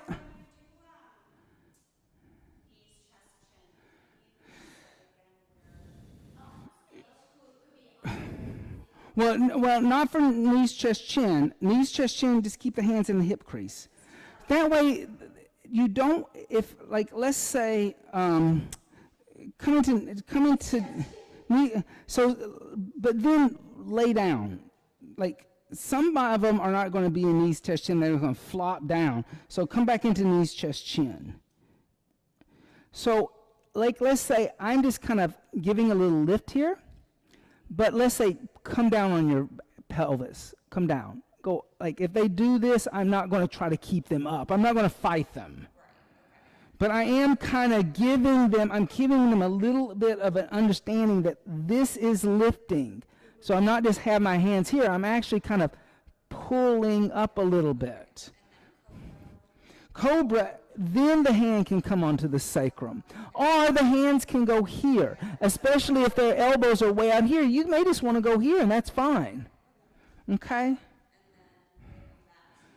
Hands back to the hip crease. Yeah. Yeah. All right. So let's do it. Let's switch partners. I'm so excited. This is so good. Okay. So remember that you're going to swing, start on the right, swing around to the left, swing back around to the right. Yeah. Yeah. Yeah. So whatever you need to do in Tadasana, whatever you would like to do, just starting them off, Tadasana, then on the inhale, hook thumbs, reach up and arch back. Exhale, bend the knees, sweep the arms behind the back, clasp hands together in a fist, straighten. Inhale, bend the knees, place hands down next to feet, step the right foot back, look forward. Not on the knee, not on the knee, on the thigh, on the thigh. Exhale, downward facing dog. Inhale, come forward to plank, look forward. Exhale, chaturanga, good. Inhale, upward facing dog, move forward and up. Exhale, downward facing dog, good. Inhale, come forward to plank. Exhale, the knees, the chest, the chin. Inhale, slide forward, cobra. Exhale, tuck the toes under, seat back onto heels, lift knees up, downward dog. Inhale, step right foot forward. Exhale, left foot forward next to the right and fold. Inhale, bend the knees, hook the thumbs, stand up, straighten the legs, arch back. Exhale, bend the knees, sweep arms behind back, clasp hands together in a fist, straighten. Inhale, bend knees, place hands down next to feet, step left foot back, straddle the foot. Exhale, downward facing dog. Inhale, come forward to plank. Exhale, chaturanga. Inhale, upward dog, good. Exhale, downward facing dog, good, Roma. Inhale, come forward to plank. Exhale, knees, chest, chin. Inhale, slide forward, cobra. Exhale, tuck toes under, seat onto heels, lift knees up, downward dog. Inhale, left foot forward between the hands. Exhale, right foot forward next to the left, fold. Inhale, bend knees, hook thumbs, stand up, straighten legs, and arch back. Exhale, hands by the side, Tadasana. All right. How did that feel? Yeah.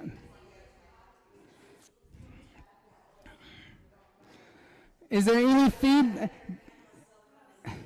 Yeah, you want your hand right here.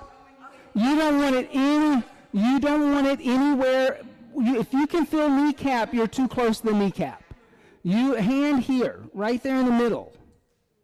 So,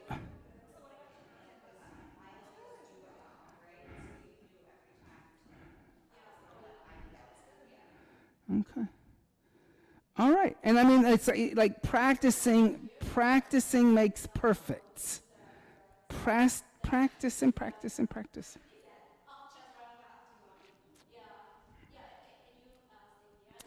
So first of all, walk more into it. You're too far back. Now put your hand on her inner thigh and get it away from that knee, all the way up to here. All the way up to here. It should be underneath your chest. Ah, there. There. Now, as you support the thigh, lift the thigh up a little bit with your, there. Yeah, it's not just putting your hand there, but you got to do something. You got to give it some Shakti. Then step back, downward dog. There. Yeah. So don't stay too far away. You're short. You got to come more into it. You're going to come more into the person more than most people. You got to come forward, go to plank. Yeah. Yes. Chaturanga. That's better. Now walk forward, walk forward, walk forward, walk forward. And then now walk back, walk back, walk back, walk back, walk back. Yes. Yes. It's 3 steps for you. It's 3 steps.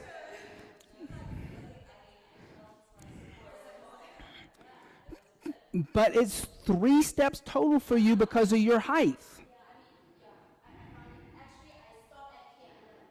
You have to go all the way up to there.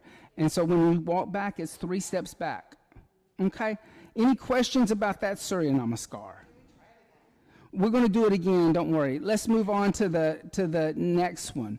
So, you want to do Ashtanga a B? Okay. So, standing in the block, like, and here again, I will come like, so I ended over here on the right side. I'll come behind Tadasana. Inhale, bend the knees, Utkatasana. I'm going to bend my knees. And I'm going to take my hands to the shoulders, and I'm outwardly going to rotate the flesh a little bit, right? Then place the hands on the floor blocks, extend the legs, Uttanasana. I got the hands in the hip crease. Now inhale, lift the head and chest. Now I got to get out of here. Exhale, step or jump back, Chaturanga. But then I'm going to step over and come down. Inhale, upward facing dog. Exhale, downward facing dog, right? So let's just do that. So that idea that once she puts her hands on the ground, there's a couple of ways to do it. So we'll do chair seat. The other way to do this is to put hands on floor, extend the legs, Uttanasana, is to come over here. You're already halfway out of the way. That may be better for most. Inhale, lift the head and chest. You can just do this. Step back, Chaturanga, but then as she steps back, I got to step over. Support. No, I'm going to come under the best I can. But it's not as perfect as the Jiva Mukti, where you're kind of in that position. You're kind of like with the Jiva Mukti assist, like you really, but the first jump back Chaturanga, I may just make sure she doesn't collapse. You see what I'm saying? But when we go into the others, as we go into Warrior One and coming down, you'll be able to do this again. It'll be much more, but you got to step out of the way. So, let's try those to the jump back, okay? To the down dog. To the down dog. So standing in Tadasana. Okay, so standing in Tadasana, bend the knees, Utkatasana. So bend your knees and roll the flesh of the shoulders forward, opening up the shoulders, not toward the middle of the back. But do you understand what I'm saying? So it's like right here, you're going to take this muscle and you're going to give it a little outward rotation. Now she hooks her thumb, which is, I'm trying to break her of that hooking the thumb. She doesn't have to hook the thumb there, right? Exactly. Then put your hands on the floor blocks, straighten the legs, Uttanasana. Step to the side and put your foot, right side I would say. Step to the right, put your foot behind her heel, put your hand on the sacrum and the hand in the center of the back. Then lift the head and chest. You can run your fingers down her spine, kind of telling her to look up. Yeah. And then move your foot, step or jump back, Chaturanga. Now step over her. Upward facing dog, good. Exhale, downward facing dog, good. All right. Now switch.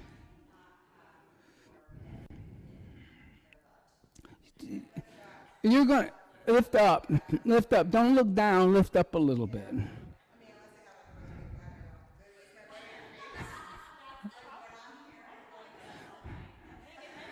So here's the thing that I think that's really important is, one, you're kind of like a doctor.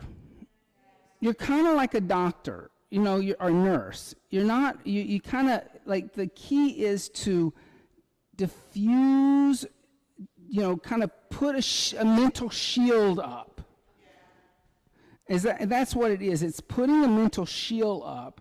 So you're not thinking about that. Does that make sense? And then what you don't want the person, what is more important to me, and I mean, and it's easy, I mean, it's like, you know, it's easy because we're like, you know, it's a group of heterosexual women, I'm assuming, I shouldn't make that assumption, but there's no straight guys in here, okay? The problem is when the straight guy starts looking for a date in the class. That's a problem, you know, and then that energy becomes very different. It doesn't usually happen. I don't think it happens like heterosexual women or just women and women. It just doesn't happen. And it doesn't really happen with gay men and women. Like, yes, there's not that. It's unfortunately the only time I've ever seen that kind of problematic of my face being here is with heterosexual men in class teaching. Did you see what I'm saying? So I am doing it. It's just like this. I'm more aware of myself when there are men in the class. Right? Like with there are men in the class, I'm very guarded about where I'm looking, and because I can't have a guy misread my energy. You see? Yes. So with heterosexual men practicing, a woman does not want to convey or misconvey some energetic. But like right now, it's kind of like, like you're asking me because you're kind of like, oh, this is weird. But in reality, it'll get to the point where you'll be like a doctor or nurse in this situation. But then, let's say you're doing this with a heterosexual guy, that's a different energetic. You've got to protect yourself more. You've got to really kind of put a wall up to not have that, a misunderstood sexual energetic happen. Okay? Because we're using our bodies. There's no way to deny that. And you're working with other people's bodies. So one, yes, making sure you're not in and I've seen that happen with straight guys. They're all like this, and it's like, what are you doing? Well, it's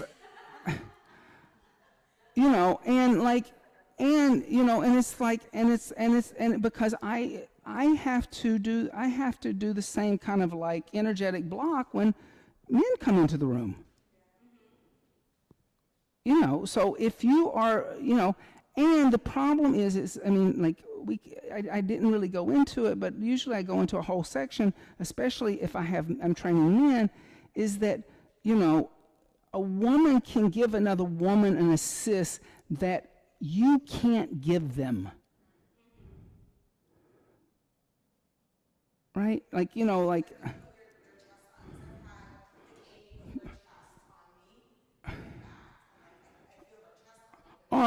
like this one is one that is just not appropriate for a man to give a woman. Come into a straddle forward fold. Facing me, facing the windows. Standing, straddle forward fold. Standing up. I've seen men come up and do all this kind of stuff. No. No. But if you were to do that, she's not going to freak out. But if a heterosexual guy, and it may not be her freaking out, but it may be the person over here noticing this funny assist with some straight guy's face that close to her behind.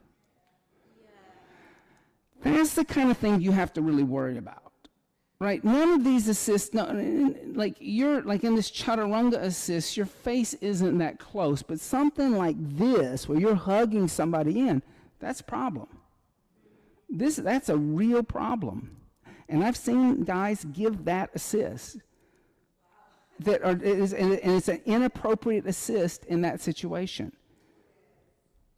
If it was yoga for men and it was a bunch of straight guys, he can give that assist.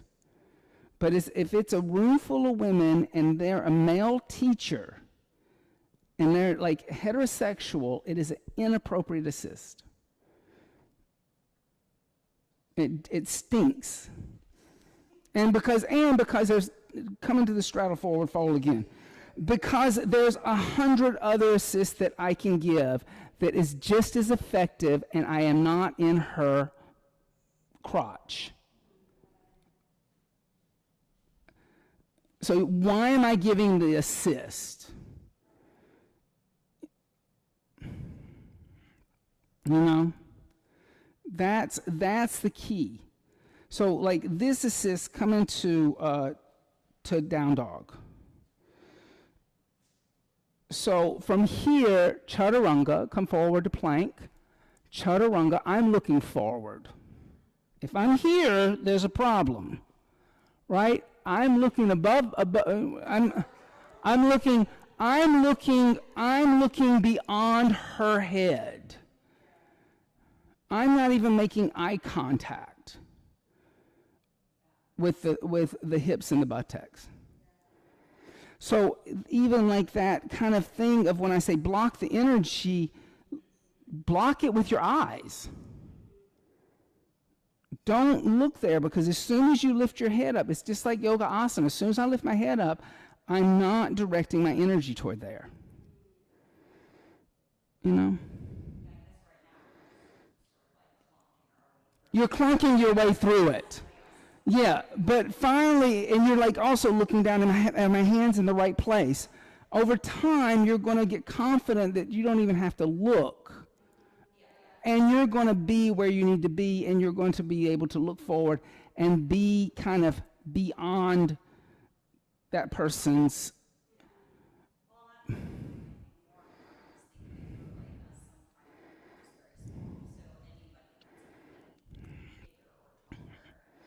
Yeah. Yeah. And maybe you want to skip that assist for that person. Like maybe that's not the. There's sometimes assists that I know that if, I would love to go help out so-and-so who's 6'4". But at 5'6", I'm not going to be able to help him. It's going to be a burden on me. I'm not going to be able to hold their weight up. They're just on their own. I'm sorry. And that's just the truth. It's a size differentiation that is just, it's too overwhelming for me to try to assist that person in that particular asana. Yeah, use language. Yes, exactly. But I'm not even going to go over there and try to hold them up. And I mean, it's even things like with the leg extended and we're doing all this stuff, if they're bigger than me and they don't have control of their own mass, and their foot is in my hand and my hand is on their back, I'm exhausted. That, because I'm holding up, whether you realize it or not, you're holding up 150 pounds if the person's 160 pounds. They are only standing on 10 pounds of their own weight. You're holding their weight up. It can be exhausting. So I have to, monitor, like, where am I going to put my emphasis so I don't get exhausted or I don't get injured. Okay. So let's switch for Ashtanga A or B. So where are you going to start? So that one you can stand a little closer and stand with your feet together. Don't stand to the side. Come behind her. Come behind her like I did. All right. Tadasana. Do whatever little assist you're going to do for Tadasana. Then on your inhale, bend the knees. Utkatasana. What are you going to do? Where did she put her hands? Here. Okay, here and this side. It's like Rotating out. A little rotation out. Yeah. Then put the hands on the floor. Step out of the way to the side. Straighten the arms and legs. Uttanasana. Put your foot behind her heel. Put your foot behind her heel. That's going to ground them. You can put one hand on the middle of the back where the bra strap is. And then inhale, lift the head and chest. Look up. Get out of the way. Exhale, step or jump back, chaturanga. Good. Inhale, upward facing dog. Move forward with them. Exhale, downward facing dog. Move backwards with them. Good. All right. There you go. All right.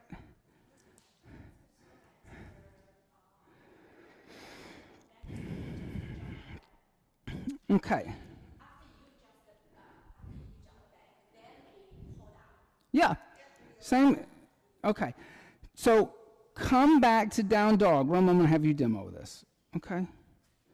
So from down dog, step the right foot. Now, what I may do is I may move this hand, step the right foot forward, left heel down, rise up, warrior one. I'm just gonna. All I'm doing here is I'm putting my hands underneath the shoulders on either side of the rib so she's not wobbling. That's all I'm doing. Exhale, hands down to the floor. Step back, chaturanga. Inhale, upward facing dog. Exhale, downward facing dog. Inhale, left foot forward, right heel down, rise up, warrior one. Stabilizing. I mean, I'm not even going to get into this hip thing. Inhale, upward facing dog. Exhale, downward facing dog, and stay. Now, I could just stay here. Inhale. Exhale, one, and lengthen.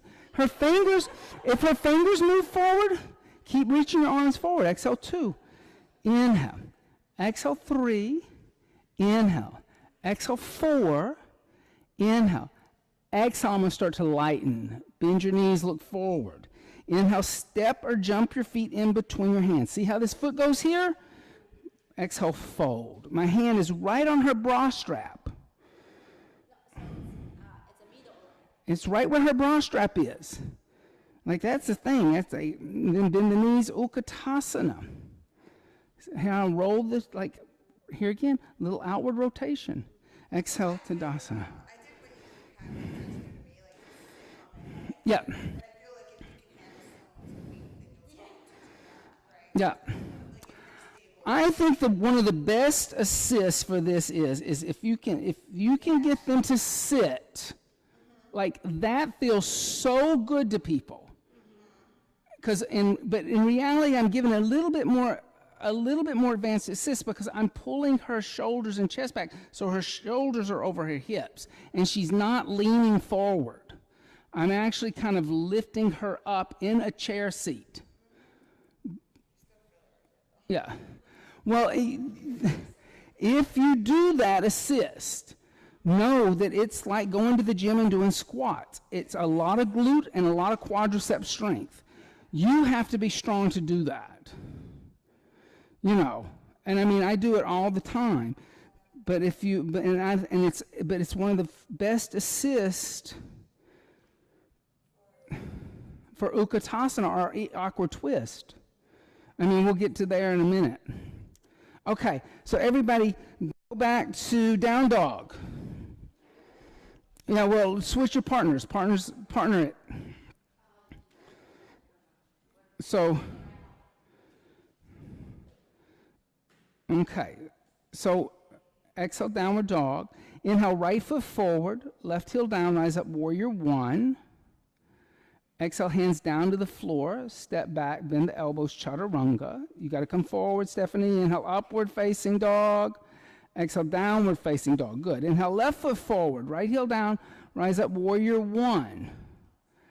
Exhale, hands down to the floor, step back, bend the elbows, chaturanga. You got to dance with them. Inhale, upward facing dog.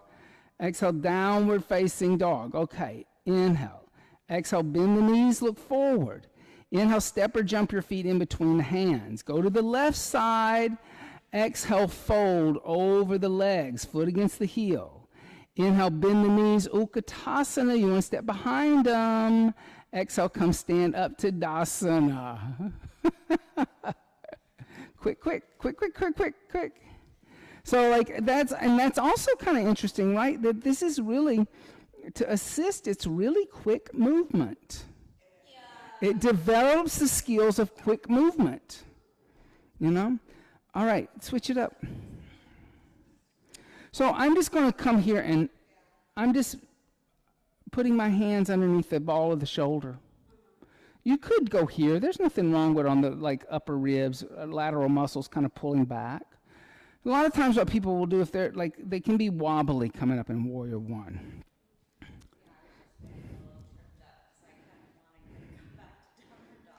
Yeah.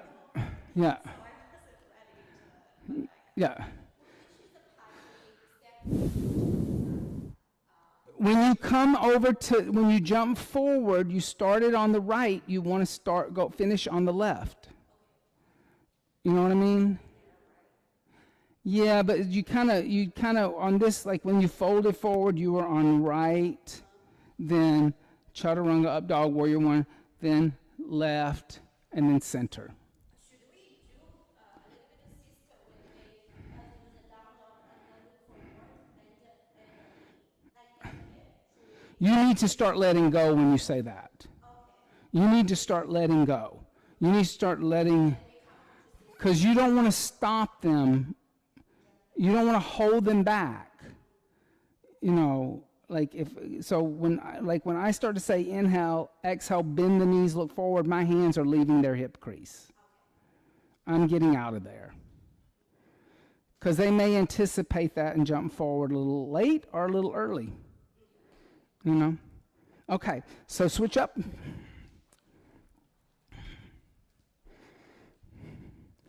Okay, so down dog. You're in down dog, guys. Down dog. So start with down dog. On the inhale, step right foot forward, left heel down, rise up, warrior one. Hands at the ball, ball of the shoulder. Exhale, hands down to the floor. Step back, bend the elbows, chaturanga. Step forward, you're too short. Inhale, upward facing dog. Exhale, downward facing dog. Good. Inhale, left foot forward, right heel down, rise up, warrior one. Then exhale, hands down to the earth, step back, bend the elbows, chaturanga. Inhale, upward facing dog. Good. Exhale, downward facing dog. Now I'm going to just speed it up. Inhale. Exhale, bend the knees, look past your hands. Inhale, step or jump your feet in between your hands. Exhale, fold. Good. Inhale, bend the knees, Utkatasana, behind them. Exhale, stand up, Tadasana. Good. You see how you finish the dance in the same place you started? Right? Because you stepped behind them, you did it. You finished the cycle. Yeah. All right. So, any questions about Ashtanga B? Let's keep going into the standing asanas. Okay? So, awkward twist. So, come stand up. You're always ahead of me. You're just like, rushy, rushy, rushy. I got to get you to stop rushing. Tadasana, right? Here we go. I'm going to come here. Inhale, bend the knees, Utkatasana. So I may just take my hands and let her set in my lap, right? Then bring your hands together in prayer twist. Now, I'm not even going to really get into anything. I'm just keeping my fingers on her hip crease, telling her to keep her hips square. Then I'm going to put one hand right here on this pectoral muscle and shoulder. The other hand, look over here, come over on this side, guys, on her scapula. This is not pulling. That is awful. This is stabilizing. This is moving energy downward into the twist. A lot of people will make the mistake thinking this is twisting. This hand is stabilizing. See how it's hooked there like I'm in the teacup? I'm stabilizing her with this right hand. The left hand energetically is telling that energy to move down. Then come back to center, Utkatasana, reach your arms up, and then place your hands on the blocks, extend the legs. I get a break too. Keep my hands in her hip crease. Bend the knees, Utkatasana, and then twist over to the left. I'm going to bring my hand underneath the armpit and energetically push down with the right hand on the right scapula. This is stabilizing. Right? Okay. Yeah, well, I mean, that's the common mistake, that people think that hand's pushing. That hand's not pushing. That hand is stabilizing. That's what's keeping, and if you push them, you're just going to push them over. The other hand on their back is at their scapula, this bone, which usually is kind of jacked up in some weird way, and you're energetically kind of getting it to go into the twist deeper.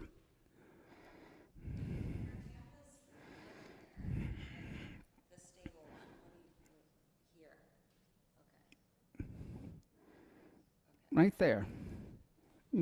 Right there. In the crease where the pectoral muscle goes into the armpit. Like that is no, everybody's going to feel comfortable with you going right there. Yeah. Yeah, this is it's right here in this where the pectoral muscle weaves into the shoulder. Yeah. Yeah. Yeah. When you pick a baby up. Yeah. Okay. So try that.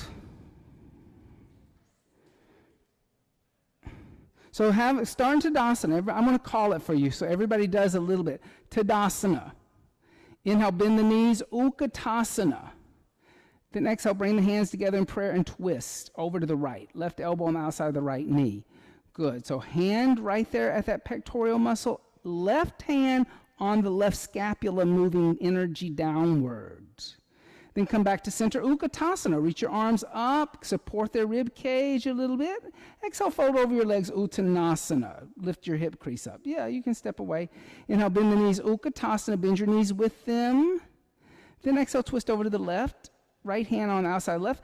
Put your left hand on their pectoral muscle on the left and your right hand on their right scapula and energetically move down, rotating slightly. Slightly rotating down. Then come back to center Utkatasana, hands on the hip crease even, and then exhale, fold over the legs, Uttanasana. Then you're going to get out of the way because they're going to jump back Chaturanga Dandasana. All right? So that is...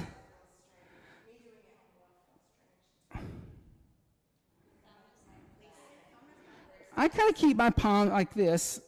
I keep it like this. I don't put the thumb in the armpit. I don't put the thumb in the armpit not because it's wrong, but because it's going to pull on your thumb joint and you don't want to injure your thumb. So try to use thumbs as little as possible. Thumb fatigue for yoga teachers in assist is awful. Okay, try to get that thumb either in or bring it against. So you kind of have like puppet hands, only 4 fingers.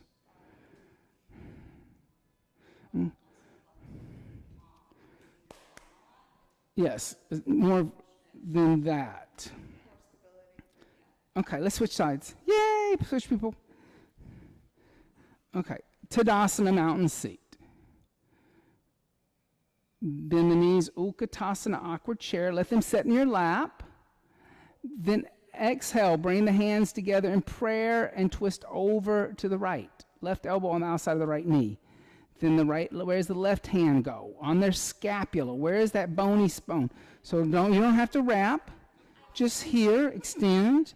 And that hand goes right here and energetically move down as you just stabilize. There. Okay. Then come back to center Utkatasana, lift up. You can put your hands on their hip crease, put their hands on your hip crease. Then exhale, fold over the legs, Uttanasana. You don't have to move your hands if you do that.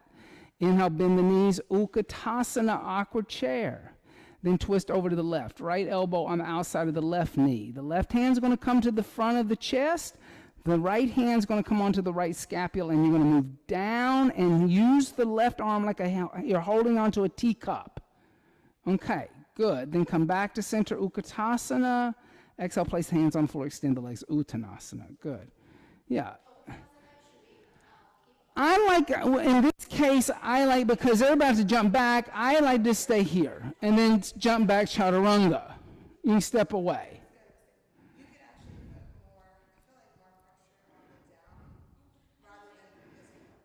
Yeah.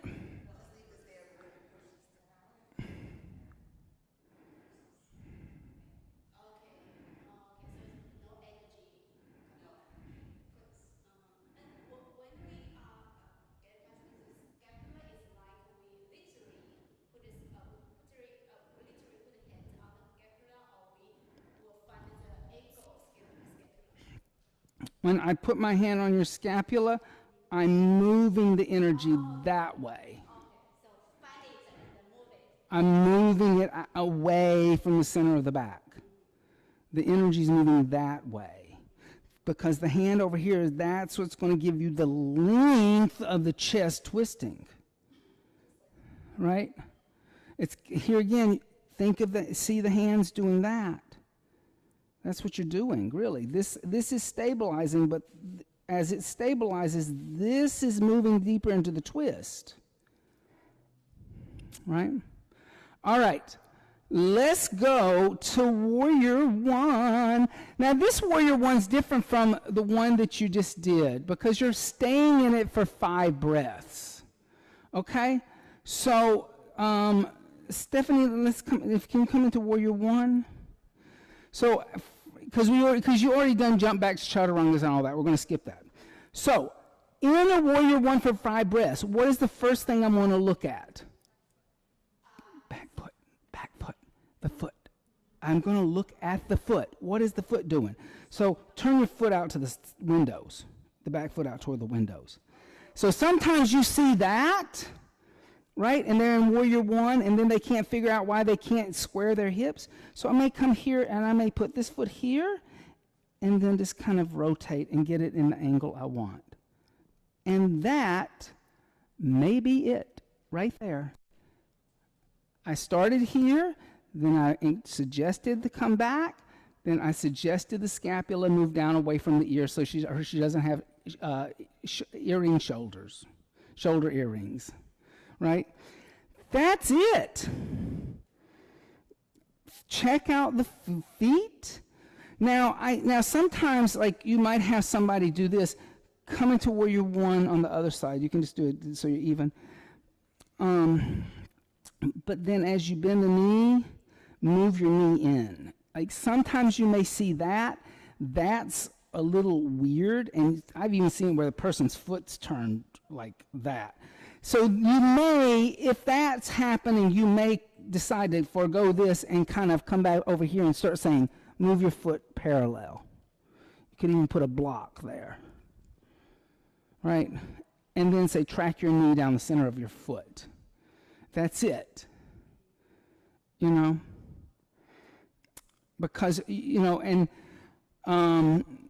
I would, because the reason why I'm more focused on the feet in this than anything is because once they come into warrior one, the feet don't move for warrior one, triangle, warrior two, extended angle. You have 4 asanas that the feet are in that alignment, or should be in that alignment, before they come into Parvottanasana and fold forward and lift step the foot forward. So the first warrior one is really all about what is the connection to the floor for me. What are their feet doing? Then if you have somebody that they're like, you look down, their feet are good, then you can go like look at their hips, see if their shoulders are twisting or something like that, right? So like everybody, let's partner up for warrior one.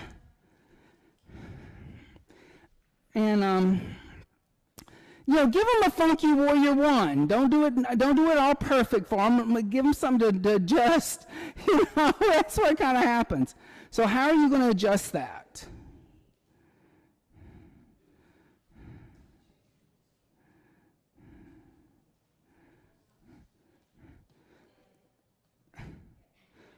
Okay. So hold on a minute. So come back, stay in it. Turn your foot out again. Turn your foot out. Look and see what I did. So my left foot comes to the inside of their left ankle. Then my right foot nudges their left foot forward. And so I didn't bend down.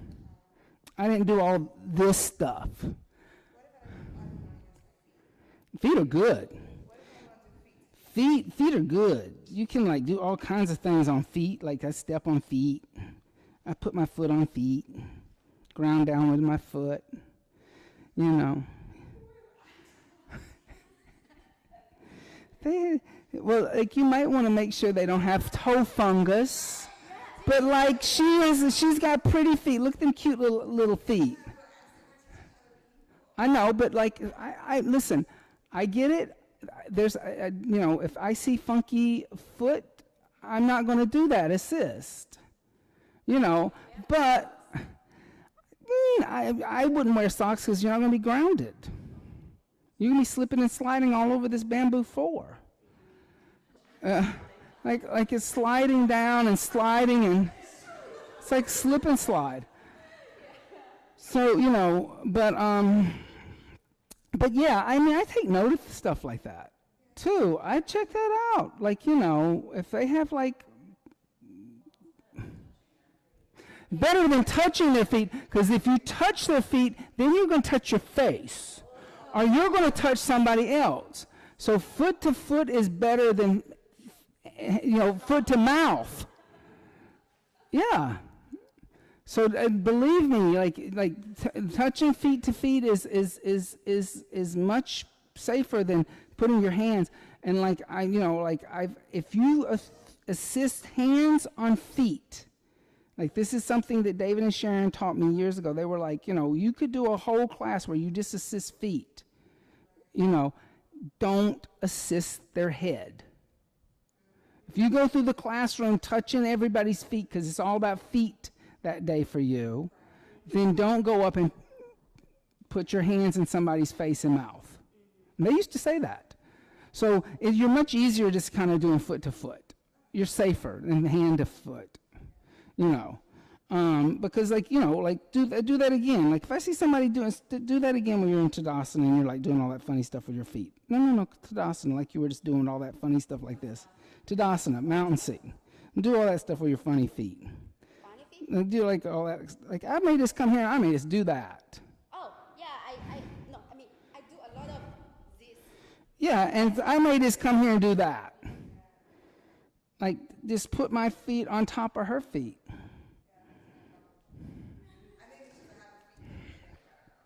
So Melda Marcos did too, bought all them shoes. So it depends on what your foot thing is.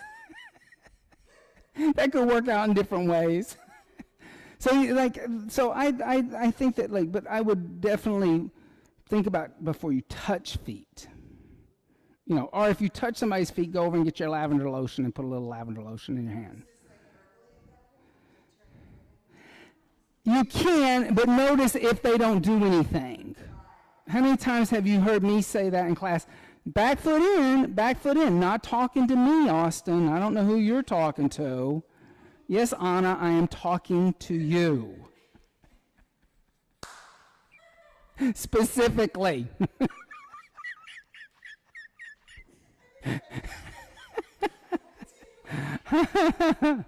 No, I was in class one time with David Life, and he was like trying to be very gentle about it, and he was like, move your back foot in and bring your and he was like standing in the person, and he like looked at me and said, "Not talking to me, right? Not talking to me, not talking to me." And he like then went and physically adjusted him, and the guy was like shocked because it was like the verbal cueing was just, he was just zoning out.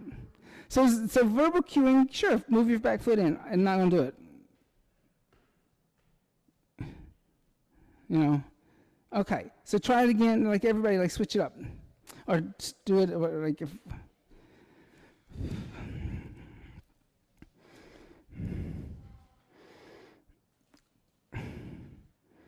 Yeah, and then just kind of nudge. Yeah, look there, like they'll do it. Huh? Keep going up from the base first. So start here first. So 1, 2, 3 last. So what are you going to try to tell her to do? You want to pull back here? Yeah. You pull back here, move forward. Then you can kind of come here. Oh, like that's it. That's it. That's all you need to do, right? But 1, 2, 3. Don't go 1, 2.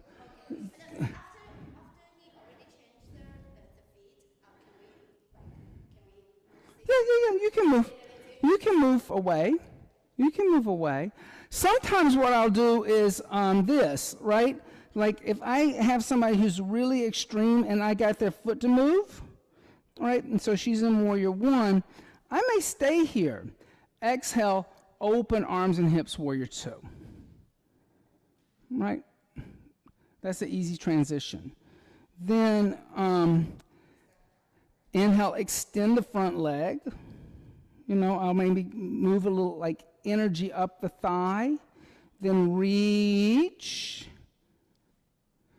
And I'm all behind her. Now notice I'm facing the same direction she's facing, but I'm not talking into her face. I have turned my head a little bit. I check out what's going on, but I'm not like inhale, exhale, one. You know. I move my face away from their face.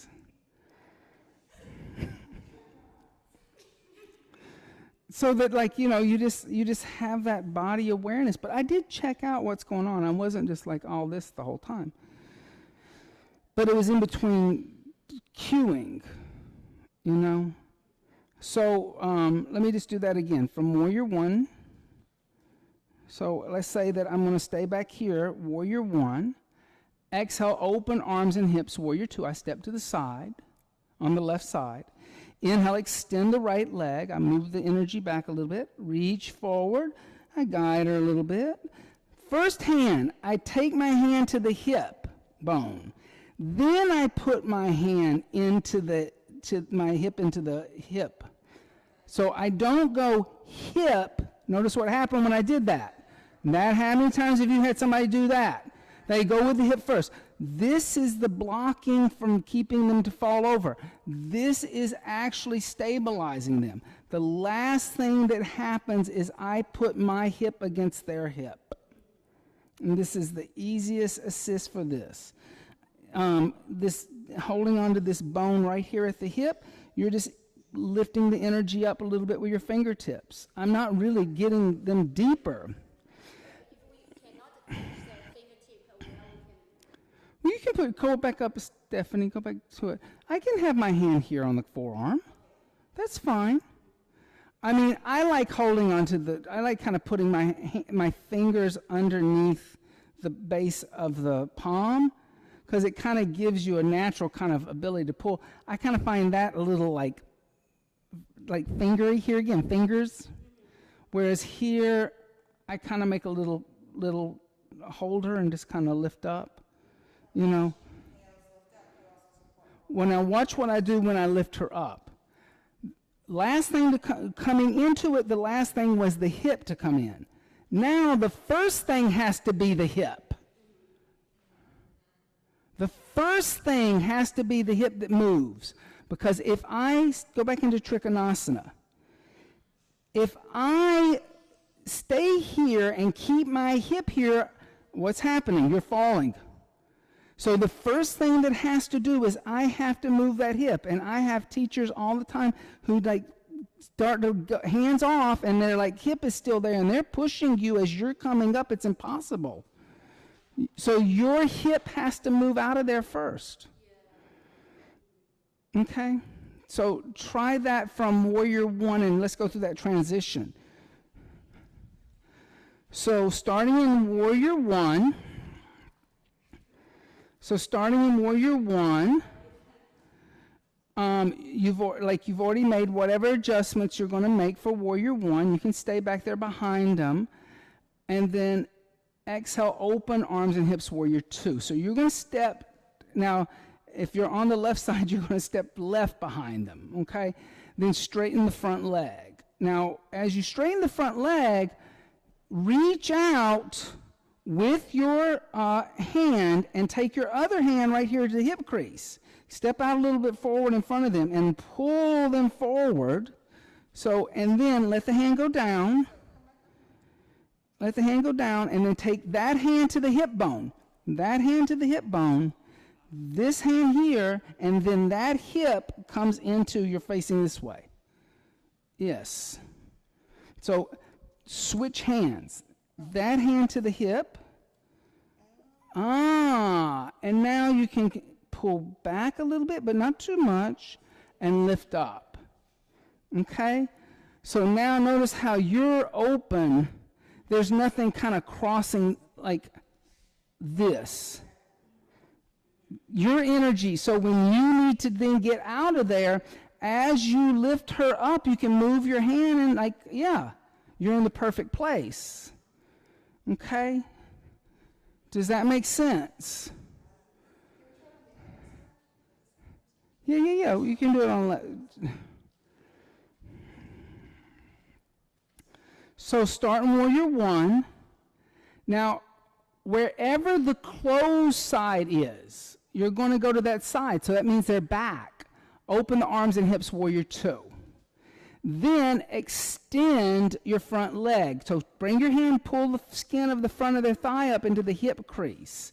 And what I would say just two fingers, and then reach, pull her forward a little bit energetically, hand on the shin. Then that hand in the hip goes to the hip. Then the other hand goes to the wrist. Then your hip comes against the hip. Good. So Sasha, switch it around. Switch it around. No. Hand on the hip. This hand goes here. That hand goes over on that hip bone. It's the yes. And then with the hand that's on their wrist, lift them up as you come up. Inhale, lift up. Help them up. Yeah, and you can just rotate. Yeah.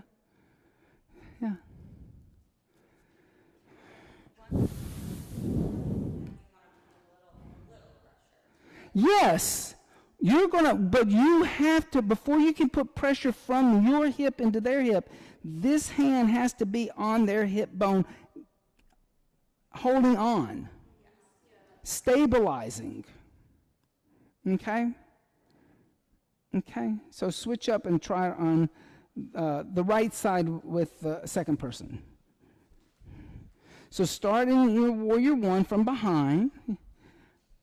Yeah, and then exhale, open arms and hips, warrior two. Yes. Then inhale, extend the front leg. Hold around. Reach, pull back, hand down, lift up, good Roma, face toward the center of the room. Yes, switch hips. Switch hips. Switch hips. That way you're facing the same way, but then look over there somewhere. Then I'm going to show you why you want to be this way. Now, take your hand to the arm lifted and lift up. Come all the way up to stand. See how, if you were twisted the other way, that's going to be an odd transition.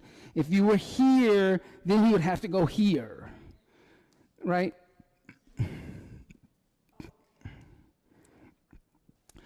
You're usually always facing the same direction they're facing.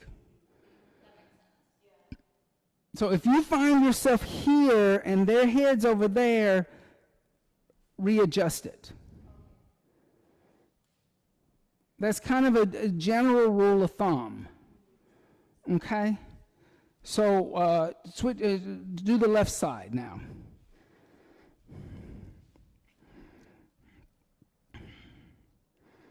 Then open arms and hips, warrior two. Inhale, extend the left leg. Reach forward to the left hand on left shin, raise the right arm up. Look at the right thumb triangle trikonasana. Here again, where are they facing? Excellent, guys. Inhale. Exhale. Good. Then inhale, lift all the way up.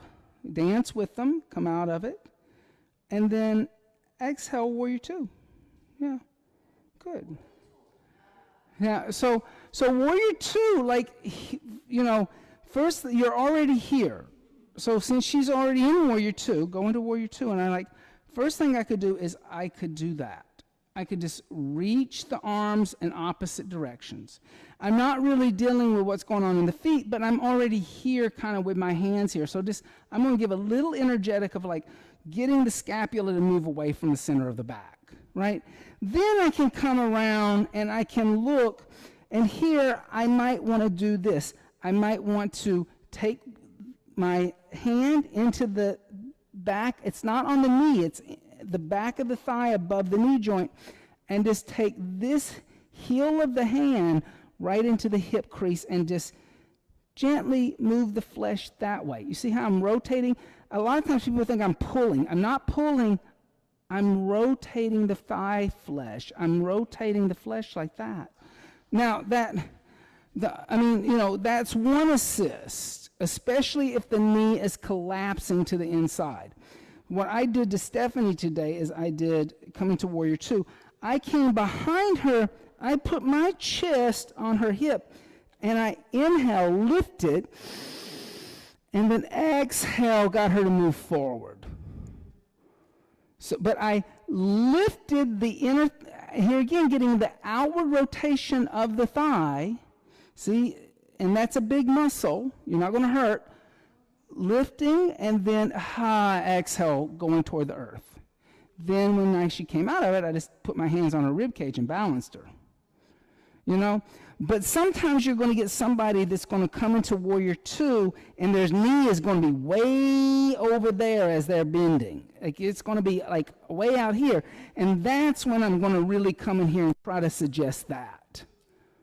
That actually me doing that inner thigh thing is not going to be helpful, because why the knee is collapsing inside is the adductor, the muscle inside the thigh, and it's too tight. You don't. The only time I see that is with ballet dancers. I'm not gonna lie. I had a ballerina that used to come like during the pandemic when New York wasn't open, and her Warrior 1 and Warrior 2 was in a position 1, and it was just like, and I was like, put your foot parallel. She wouldn't listen to me. It was like all about ballet, but I don't see that often. I really only have seen that I see all the time. But turned out, I only see it with people who know what they're doing. And they're doing it because somehow they're looking to get that stretch on through here for position 1. Well, I used to, but I didn't realize that, right? Yeah. Like, it's called Time to, still have thinking about something else, or it's not one thing. yeah. And when I see that, I know they've done ballet, like serious, not just like took it as a little kid. Like they're practicing as adults, you know. Okay, so try that from triangle into Warrior 2. So come into triangle on the right side.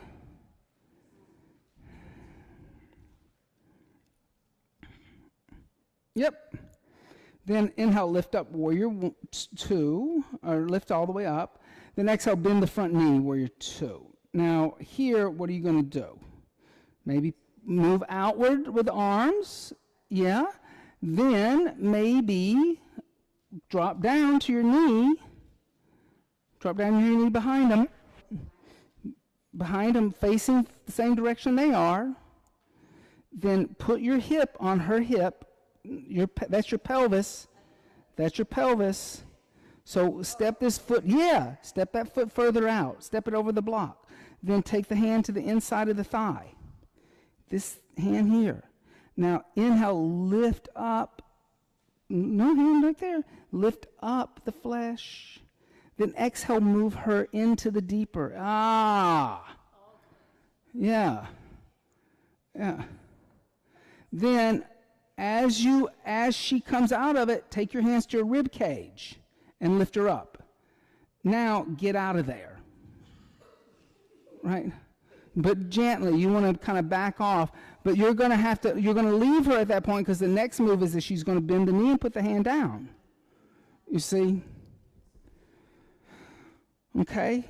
So switch it up on the other side if you want to do it on the other side. I mean, how are we doing on time?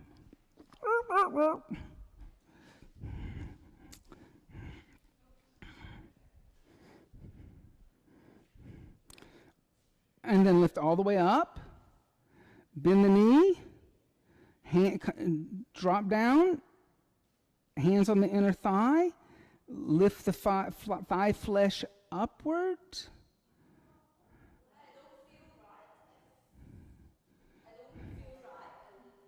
Lift.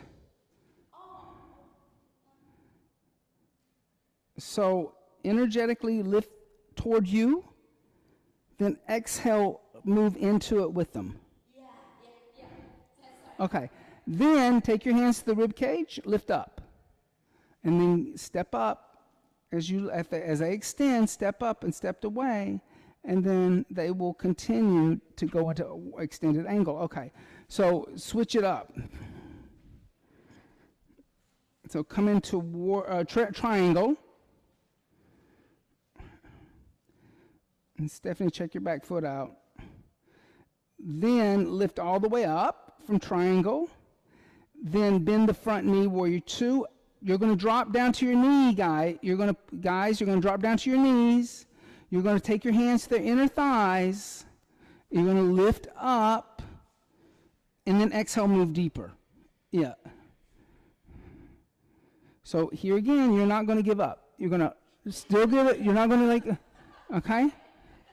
All right? I feel like actually I'm not using my hip, it's using my. You're short. You're short.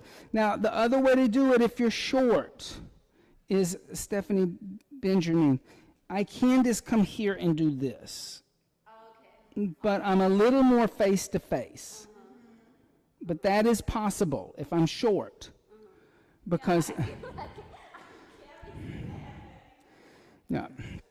So you can stand to do it. You're just going to have to bend your knee a little bit and then get your hip against the hip. But Roma's tall.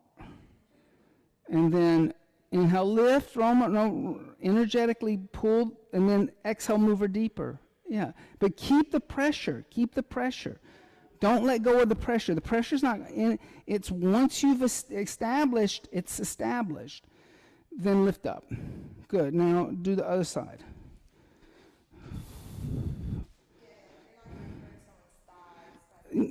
Quadriceps a big muscle. So quadriceps a big muscle. You're not.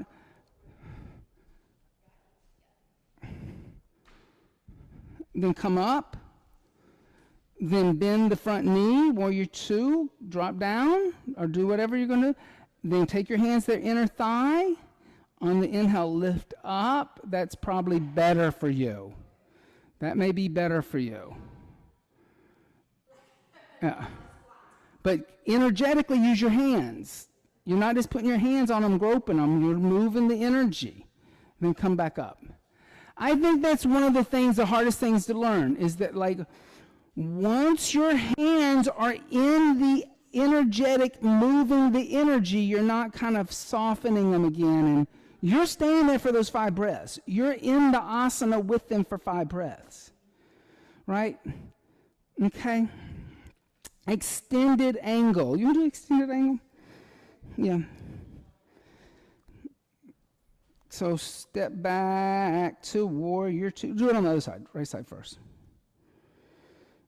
And then extend, and then rebend, put your hand on a block. And Sasha would drop a little. That was what I'm talking about. So see how she went to come into it, she dropped the shoulder. So, like, and she was trying not to. What I'm going to do to change this, watch. I'm going to come here. I am going to clamp her thigh with my thighs. It's not my knees, and I'm not on her knee joint. Watch what I do. I'm going to pull back. I'm kind of straightening my legs a little bit. And I don't even have, I just touched her rib cage. I'm not forcing her. But because I stabilized more in her back foot, like, that's going to cause her to allow, like if I let go of the pressure back here, she can drop the shoulder. But as soon as I pull back, that causes that extension right there. So this is more important than anything I'm doing here. Okay? Then she's going to put the hand down. I'm going to step away, come onto the ball of the left foot, then straighten the right leg. Step forward. Now, come back a little bit, just a little. And here again, I'm going to bend my knees. I'm going to clamp the thigh. The right hand comes into the right hip crease. The left hand tells the left hip to move that way, and then I can fold. I'll put my hand right there. So I want to pull back here on the front leg and move forward. Then I'm going to move away, because now all this is with legs. Then she's going to drop down to the left knee. I'm going to let her come into it. I'll let her just be on her own for a moment. She's going to twist. Then I'm straddled already. She's going to lift, clamp, and I'm going to stabilize. I'm not on her knee joint. I'm on the thigh. Same assist as when we did it standing. This is like the handle of a teacup. I'm moving this left scapula down. Then come back to center, put the hands down. I'm going to step away. Then she's going to lift the other leg up, left leg up, straight up into the air. Now, what I'm going to do here? Well, simple. I'm going to put one foot here. I'm going to put a hand on the sacrum, and I can lift the back thigh just a little bit. But I'm not pushing her deeper into it. I'm stabilizing. This hand on the sacrum is pushing down. This is just encouraging to lift up. Then, when she gets ready to sit down, I'm going to step out of the way. She's going to bend the left knee, and she's going to come sit down. And I'm out of the way. Okay? So let's go from there. It seems like it's a lot, but remember your extended angle, your chin to shin, Parvottanasana, and your standing twist are all about you clamping the back thigh. It's the same assist over and over again. It's you making sure that they're not going to fall. That's all it is. Okay. All right. They're all three the same assist. That's why it's so easy. So from warrior 2 on the right side, start with the right. Start with the right, start with the right, start with the right. Don't do left. Start with right. Oh, that is your right. I'm sorry. I'm like, you guys are mirrored images. I'm like confusing. Okay. Then extend. Then bend your right knee. Place your right hand outside your right foot on a block. And then extend your left arm. So what are you going to do? You got to step over the back leg. You're going to get your thigh above their knee. If they're shorter than you, got to squat down more. You're going to clamp their thigh with your thigh. So Sasha, squat more into it. Then you're going to take one hand and you're going to put it on this here, and this hand here, and you're going to energetically move the chest open. And this is the same exact thing you're going to do when they twist. Okay? Then they're going to put their hand down. You're going to let go of their leg. They're going to come onto the ball of their foot, and they're going to straighten their front leg. Move their back foot forward. Now you're going to clamp their thigh again. Clamp their thigh, and once you clamp their thigh, put your hand in their right hip crease and pull their right hip crease back, and pull back with your hips on their left leg. Then exhale, fold forward. You can take your left hand, put it in the center of their back where their bra strap is. Yeah, like look how easy that is. So you're pulling back on the left leg. That's how you're getting them to go deeper. Then you're going to let go of your knee. You're going to let go of their leg and let them come down and put the knee on the ground. Then they're going to lift their torso up. You're just going to let them maneuver through this by themselves and twist over to the right. Left elbow on the outside of the right knee. And they're going to lift their left knee up. As they lift their left knee up, you're going to put the knee, foot, leg in between your thighs. Yeah. Then squeeze their thigh. Yeah. And then put your right hand on their right pectoral muscle, your left hand on their left scapula. And energetically move the left scapula down toward the right foot. Yeah, there you go. Now let them come back to center. Put their hands on the blocks or whatever. Step out of the way because they're fixing to kick that leg up into the air. On your inhale, lift the back leg up and exhale, fold. Now, come to the open side, not the closed side. Put one foot against their heel. Put one hand on their sacrum.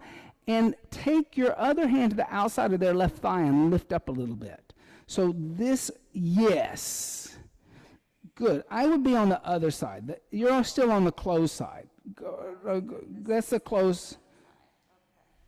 Well, this looks more open to me. I don't know. Maybe. So, like, put this foot here, and then there, and then that hand right there on the sacrum. And then you can lift a little bit. Now, this is the reason why I like this. Like, now, as you lift your head and chest, move out of the way, she's going to bend the right knee, or left knee. She's going to bend the left knee, and then you can get out of the way. Whereas over here, you could get kicked in the face. Yeah. Okay, good. All right, let's switch it up. I would say, let's just do it for sake of time, like, yeah, one time. Okay, because we're almost done. So start out in your warrior 2 on the right. Or you can switch it up and do left if you want to. Yeah. So warrior 2, then they're going to extend the left leg or the front leg, then the knee, put the hand down outside. Good. And then extend the arm. Yes. So one hand comes to their scapula, one hand, and you feel that little energy? It's not a. So on the rib cage and on the scapula and rotate. All right. Then you got to squeeze and pull back a little bit, Roma. Pull back. Yeah. Then put the hand down on the ground, get off their leg, let them straighten their front leg, move their back foot in. Okay? Now, bend your knees a little bit, clamp their thigh again. Then with your hips, move your legs and their legs back toward the wall behind you. Then take your hand into their right hip crease, pull their right hip crease back, or their front legs hip crease back, and then take your hand to their bra strap. And then suggest. So pull back. It's actually the yes, because she's on the left side. Or the right. I'm so confused, left and right. This is making me confused. Then lift the head and chest. Then get off their leg, let them drop down to the knee. And then lift the torso up, bring arms alongside the ears, and then twist over to the right. Then straddle their back leg. Get closer, don't, why are you so far away? Lift the thigh up. You get too far back and you're going to have to run in there. And then hand, just like we did it before, hand on the pectoral muscle, hand on the scapula. There's the scapula. This is like a teacup you're holding, and this you're pushing down with. Right? Yeah.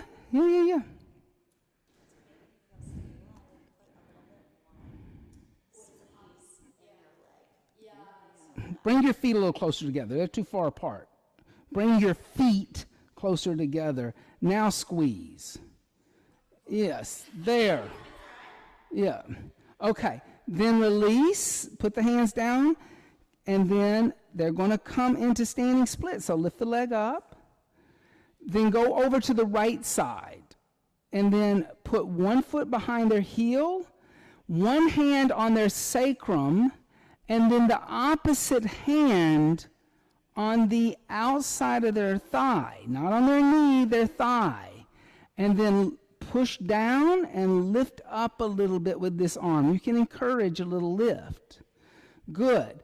Now, get out of there because they're going to bend their knee and open up the hip and then come sit down. All right. Now, from here, watch. So they come sit down. I'm facing the same direction. My left foot comes right against their sacrum.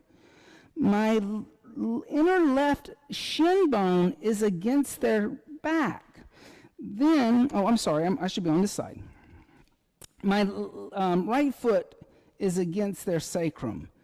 And then the right arm is going to lift up. And then she's going to twist over to the right. And here, the key is my foot being against that sacral and the hip. That's what's really stabilizing and not allowing them to twist from the hip. I'm going to take the hand to the pectoral muscle. I'm going to take the hand to the outside of the thigh, and I'm going to move in opposite directions on the exhale. So I'm lengthening, right? Then I'm going to come back to center. I'm going to switch sides. I'm going to lengthen.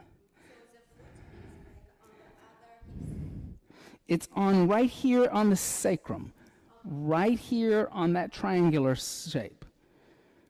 It's flat against there, as close as I can get. All right.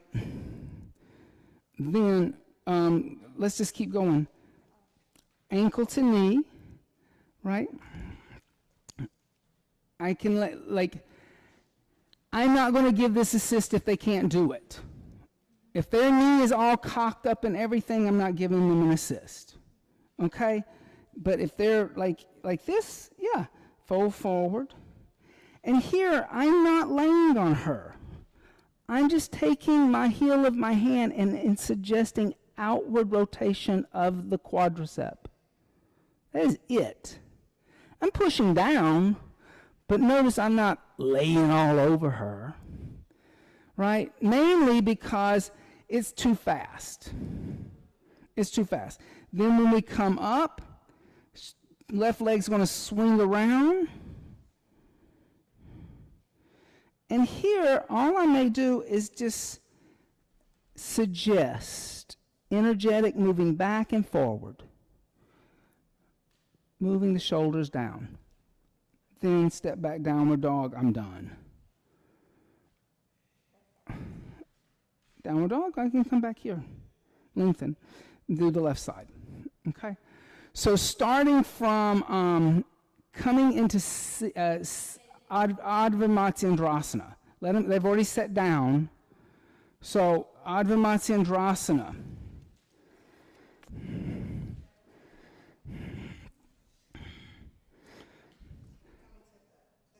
Yes.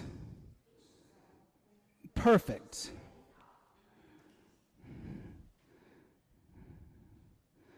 And then inhale, lengthen, and then imagine that you're moving the energy like this.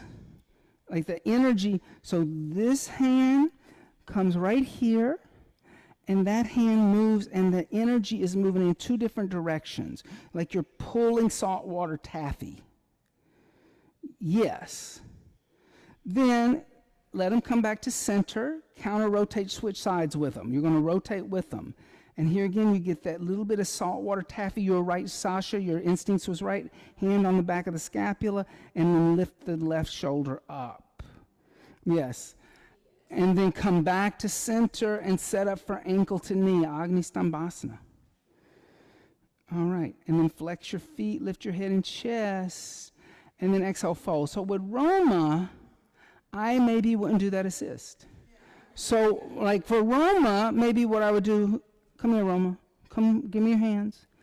Ah, that's an assist. I just got her to come forward, right? And I just leave her there, right? She's in good shape. You can do that. You can do the thigh. But Roma's hip's a little tight. So watch out with the thumb. I use the heel of my hand, and I just rotate it outward and down. Yeah. Yep. Then lift up. Then swing your bottom leg around for your pigeon. And then see if they're grounded. Then pull the right hip back and the left hip forward. So for Roma, it may just be simple of doing that. And then give her a little encouragement of moving her right hip back from the hip crease. Just tell her, just like, move one forward back. And then step back downward dog. Like when they step back downward dog, be there to give them a down dog hip crease assist. Yeah. Now, let's switch it up. Isn't that fun? Like you always wanted to go to like dance class. This is it. Yeah, this is it. All right, so from seated spinal twist.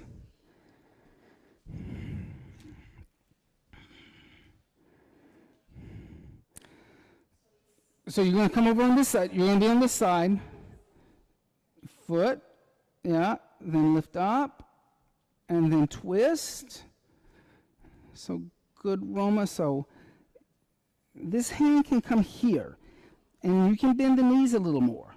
And then energetically move that way energetically. Lift up with her thigh. You're going to lift the thigh that way.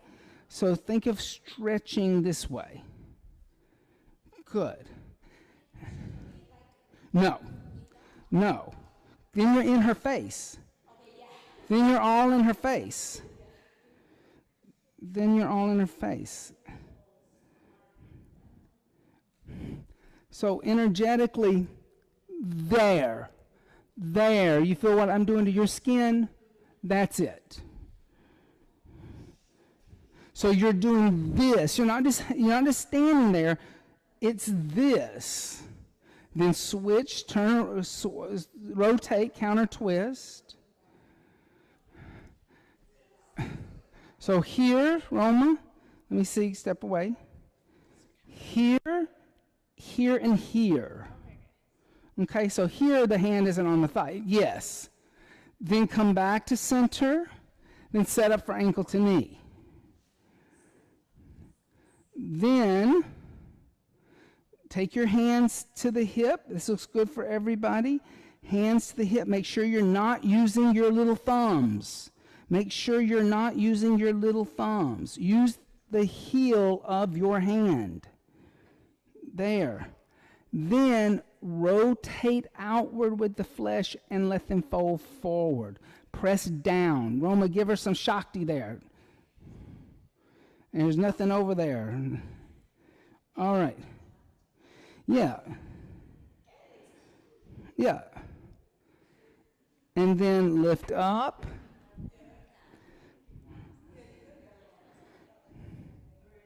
Yeah, watch out for like petting assist. Don't like that gets icky. It's like, yeah. Like, if you're gonna assist me. Put a little like weight into it.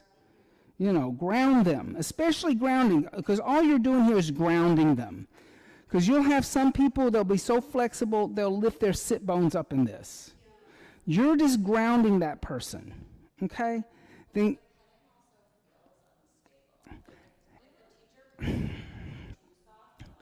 it's creepy. Floaty, I think it's creepy. I think there's something creepy about, like, it's just like either assist me or don't touch me. But don't pet me. Don't stroke me. Yeah, I've had people do that. Like, they'll come up to you and they'll go, and it's like, no, don't do that. It's just not professional. And I know they're trying to do it in a loving way. I understand that, but it's just not really professional. Okay. And so, like, I would put a block under Stephanie. That would be my first assist. A blanket would be better over here. Just a blanket. You could just do a little blanket. And then energetically, not from the shoulders, but the hips. Not the shoulders, the hips. Energetically pull that hip back and this hip forward. Yeah. No, don't touch her shoulders. Ground her. Ground. Yes, that's grounding.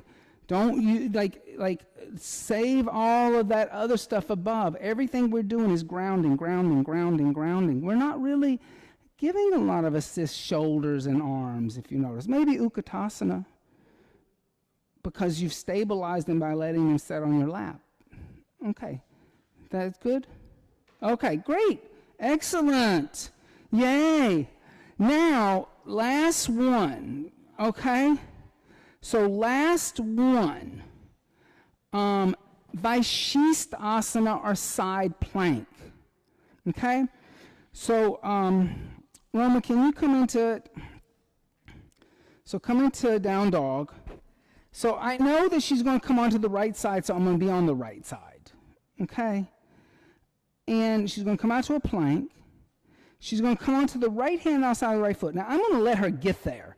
I'm going to bend my knees. I'm going to wrap my arm around the front of her pelvis, and I'm going to hold onto her hip, and I'm going to put my thigh against her sacrum. My left knee is a little bent. This hand can stabilize, but really, I'm really supporting her with my thigh. Then, when I say come back to a plank, I'm staying with her, but moving away so she doesn't just go flying out into the... And then I'm going to step around and do the same thing over here. I'm going to let her come into it, because if she's unstable, then I'm going to bend down a little bit, grab the outside of the hip. Once my hand is on that hip bone, my knee can go into the sacrum, and I'm going to kind of push and squeeze. And then this hand can just kind of guide. I mean, you can put it there and then come back. Okay? So try that assist.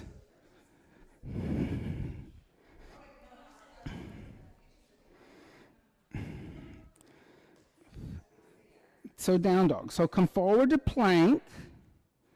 Then bring the feet together. Come onto the right hand, outside of the right foot. Lift the left arm up. So you're facing the same direction they are. That way.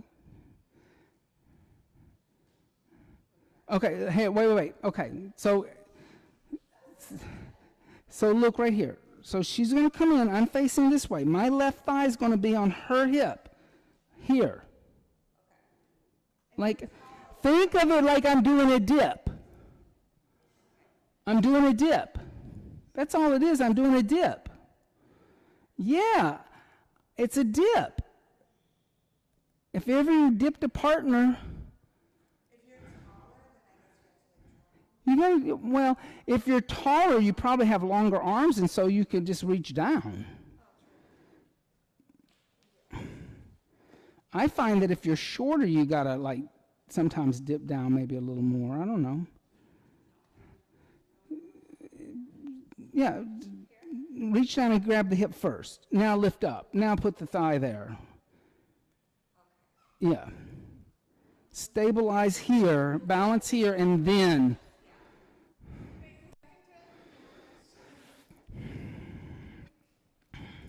Grab the hip, lift the hip first. Don't worry about the leg. Leg is second. You can grab the wrist, that's fine. You can lift up and help her lift up. Lift up, lift up, lift up, lift up. Yeah, there. Excellent. Excellent. Now hand here and then lift. Now lift. Lift her out. Lift her out of it. Lift her out of it. Give her some space. Yeah. Good.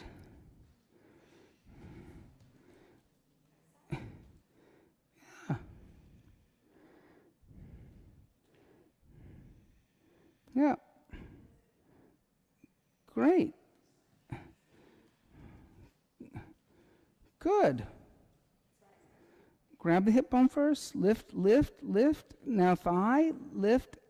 Yeah. All right. Look at there. Yay. So, I mean, so we covered everything. We're going to have to keep practicing. I mean, it really is kind of, you got to do it over and over and over again. Be willing to give the person feedback. Be willing to say, and you can ask the cool thing is you can ask the other teachers, like if you are working on something, or you can like kind of say, do I do this or that, probably I would say ask the senior teachers first. Me, Susan, Luis, Sam, Amy and Sharon are still babies. They're still figuring it out a little bit themselves because it's a lot of work. And like it's something that doing good assist. Like I still go to yoga assist workshops. Every once in a while, if somebody has a good yoga assist workshop, I'm at that workshop. Because you kind of learn new things. And like I said, it will get you in shape.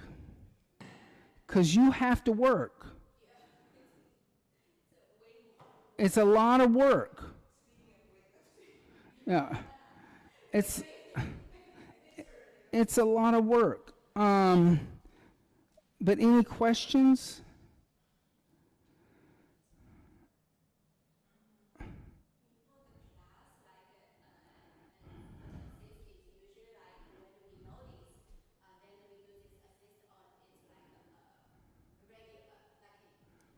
You get to the point where it's just kind of like you do it so much that you're not really thinking about it in the same way. It's not as complicated. Yes.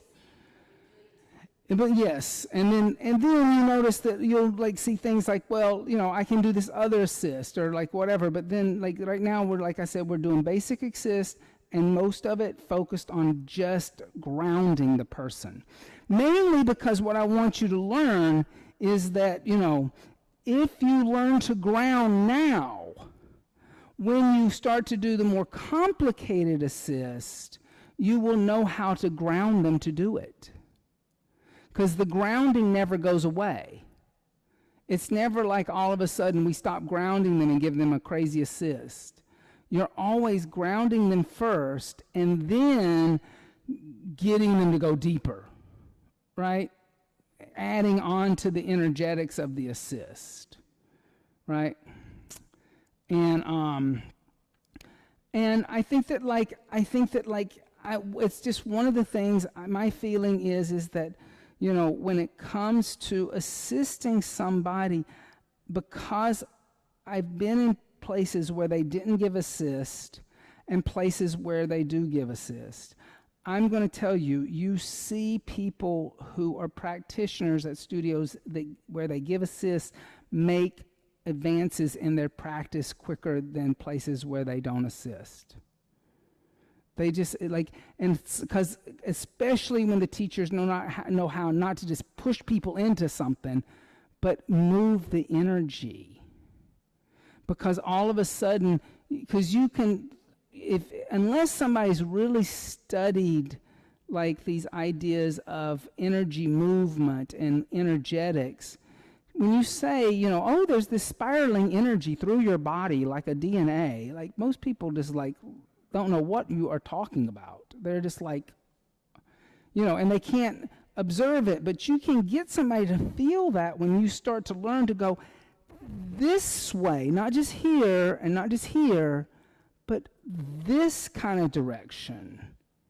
When you can start to spiral with that energy, that person all of a sudden is like, whoa, I feel that. I understand it. And words really can't convey that sometimes. Is there any questions?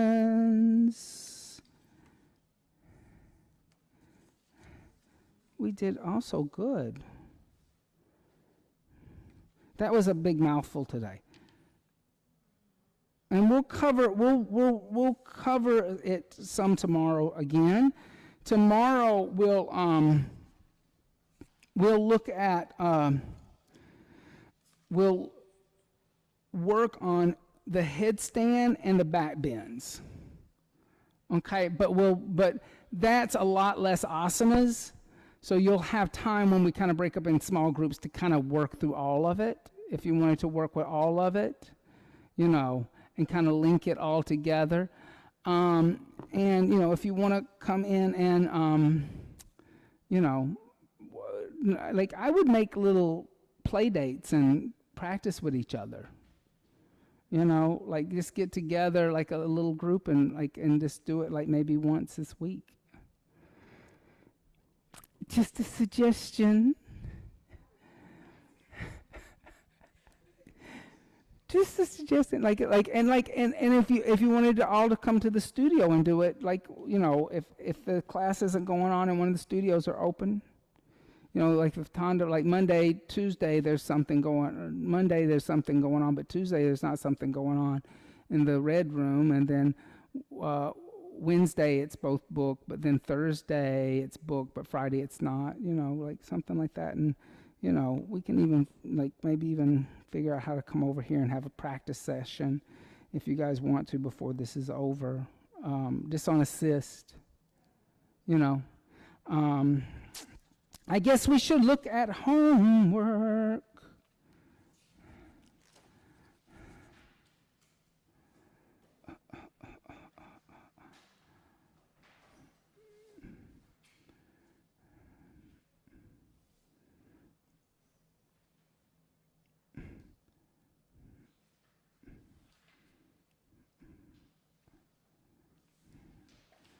I think we got a typo here.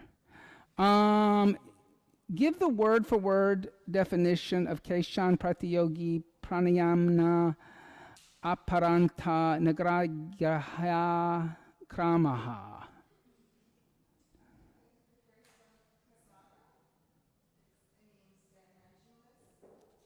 Yep.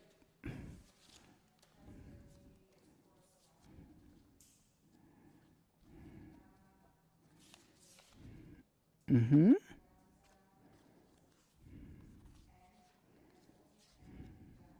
Mm-hmm.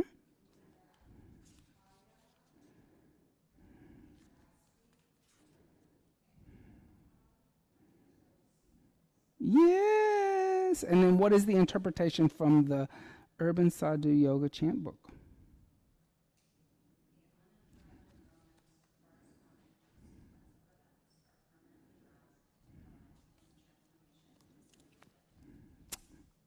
That's it. That is it.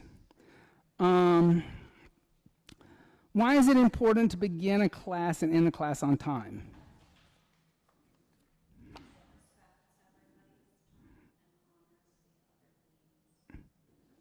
Yes, it respects other people's time and honors the other beings in the room. And you're not stealing from them.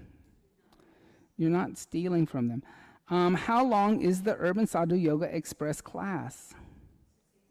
60 minutes? Yes. I'm just going to throw this one out. How many asanas are in that 60 minutes? 100 asanas in 60 minutes. Woo! Did you guys do the little circle clock? So, how long is the warm-up? How long is standing asanas? How long is the headstand? 4 or 5. How long is back bends? How long is forward folds? How long is shoulder stand? How long is shavasana? How long is meditation? Excellent. Excellent. So, and also just know that, like, when you start, like, once you start, like, adding on to your teacher training and you start exploring doing open classes, think of your open classes in the same exact way. I am going to do Surya Namaskar for 5 minutes. I'm going to do a 5-minute warm-up. I'm going to do my standing asanas. Maybe, let's say I'm going to do some standing asanas, but I'm going to do some, like, balancing asanas. So maybe it's 20 minutes. But then I know that to give them a 10-minute shavasana and everything else, I got to start whittling away at time. So it's being a good yoga teacher is a lot about time management. It's about learning how to divide the time and divide it wisely and know when you need to kind of, like, move to the next thing to get everything in. You know, then also take note of how I taught today, because I added music today. Notice that I was sometime teaching you and turning off the music and turning on the music and lowering the music and still giving you directions. Never missing a beat. So you also kind of have to start to make it seamless. If you want your class to feel seamless, you got to also start to kind of, like, start to manage your time in ways that I know that when we're in the spinal roll for the warm-up, I'm going to start turning down the sound of the music I was playing for the warm-up once you bring chin into chest, because I'm going to cut the music off completely by the time you're in that chair seat, that modified chair seat, so that when you stand up, there's no music, and I can say, make a higher intention, shanti, shanti, shanti. Then I'm going to start counting Surya Namaskars, and at the same time, change the music and play, like, whatever I'm going to play for the class. So it's a lot of, like, kind of, you kind of learn to become, like, you know, actor, stage manager, scenery designer, costume designer, everybody. You kind of become everybody in the theater doing this one person event. And I learned it from the best. Listen, I used to see Sharon Gannon like teaching like some 500 people at the Prince George Ballroom, no lie. Back in the day, 500 Jivamukti practitioners. Mic goes out, sound goes out, and Sharon is just inhale, exhale 1, inhale, exhale 2. Can you fix my mic? Inhale, exhale 3, and she's changing, and she's like figuring out how to like put her music over in the boom box that they brought in case the sound went out, because the sound designer messed up last year and they knew he messed up, and like never missed a beat, never let it fetter her. Like, and I was like, I want to teach like that.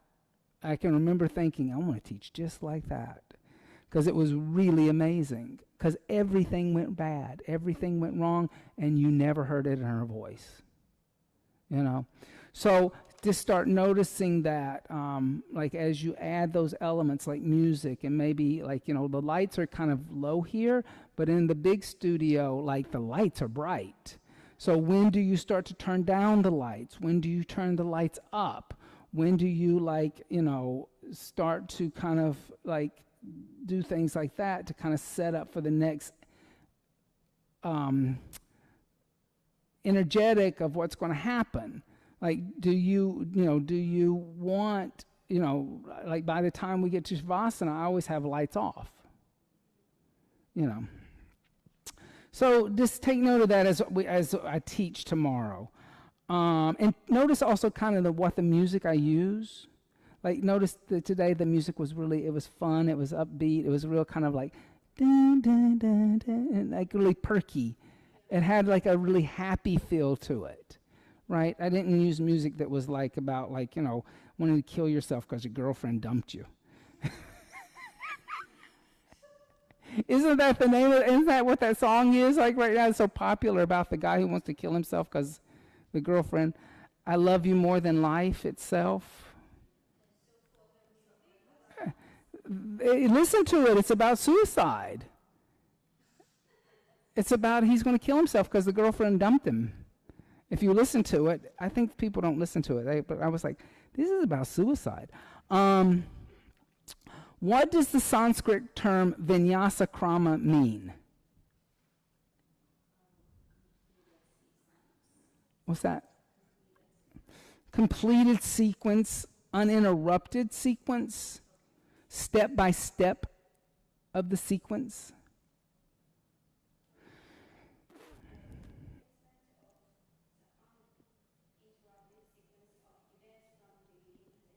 Yep. It's seeing it all the way through. The krama is when the vinyasa is us understanding it step by step, but the krama is the entirety of it.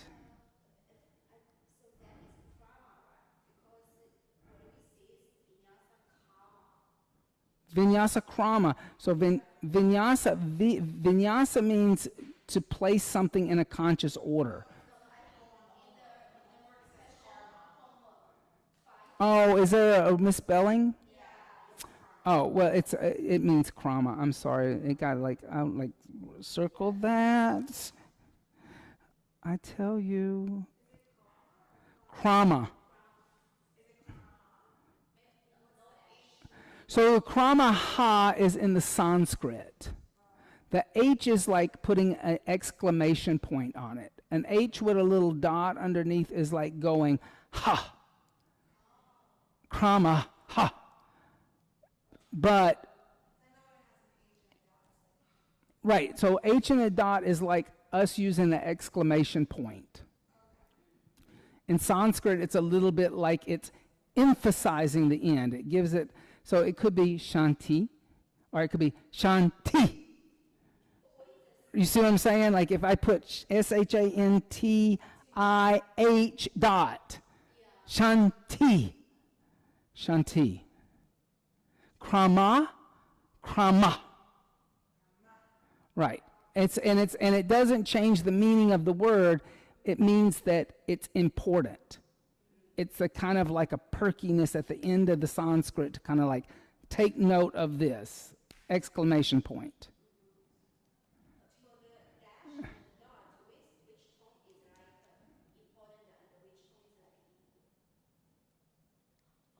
I'm not wrong with that. Oh, say that again.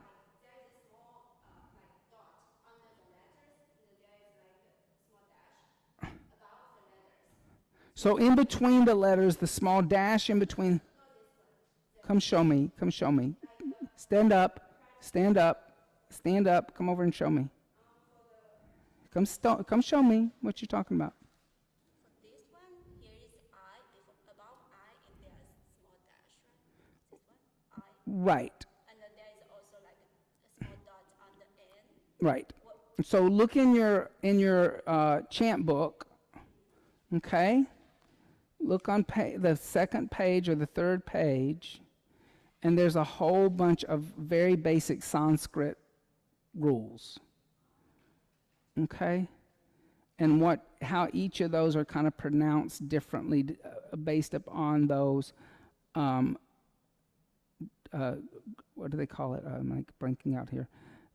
The grammatical punctuations.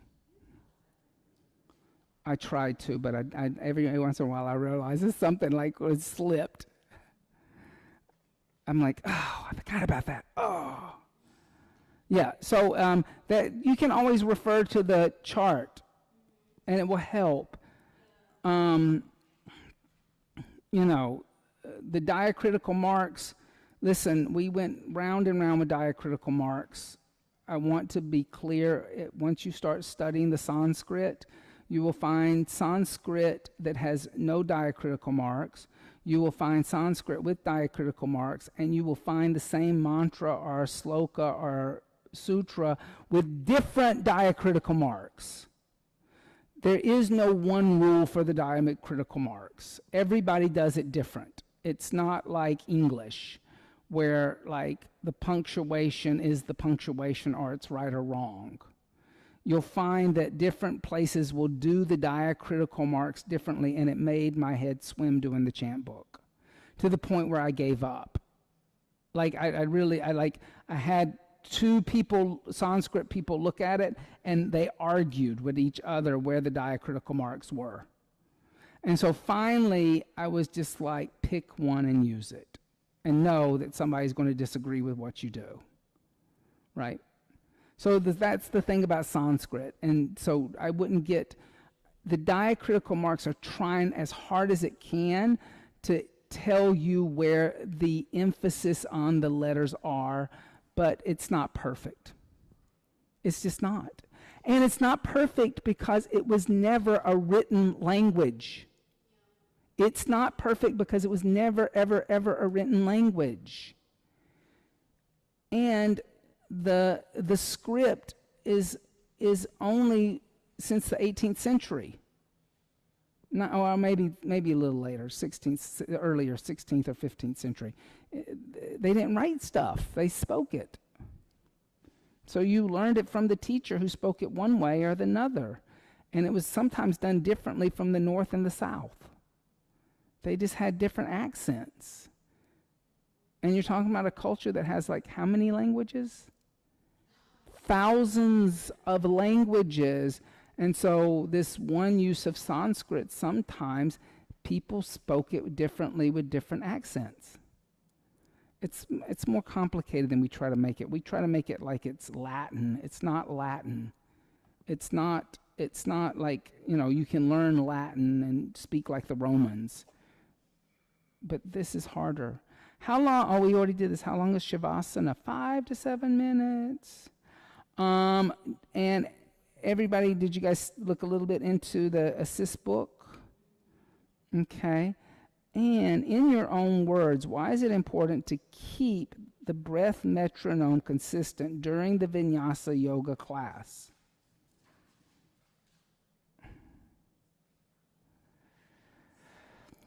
Sets the rhythm, sets the pace.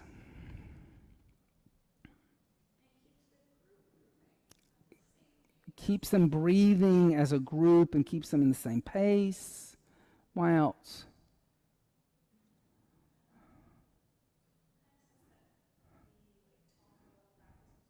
Yeah, it can set a tone. What else? Pacing. It reminds them to breathe.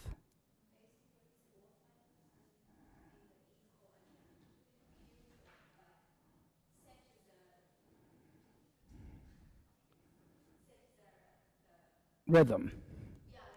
Yeah.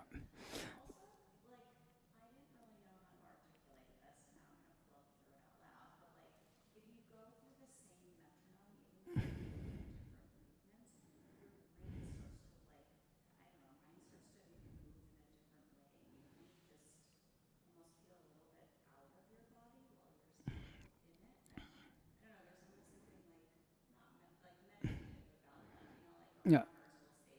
Yeah.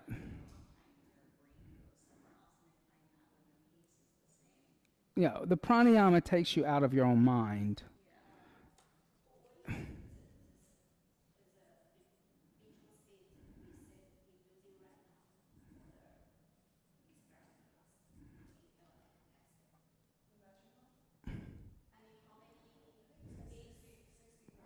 I think we came up with 61.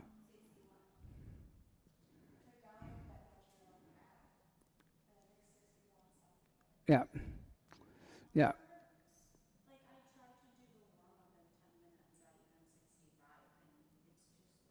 Yeah, you may have to speed it up to like 60, 61, 60. Yeah, 65 I think is a nice open class. 65 is going to be a little slow, I'm going to tell you. You're counting quicker than 60. It's like 60.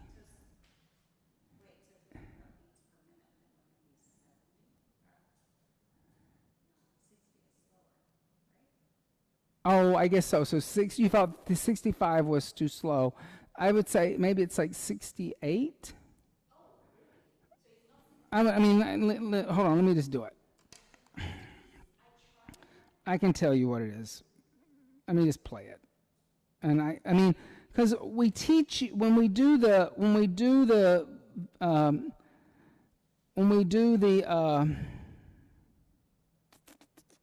what do you call it? The strict vinyasa, we slow it down for you.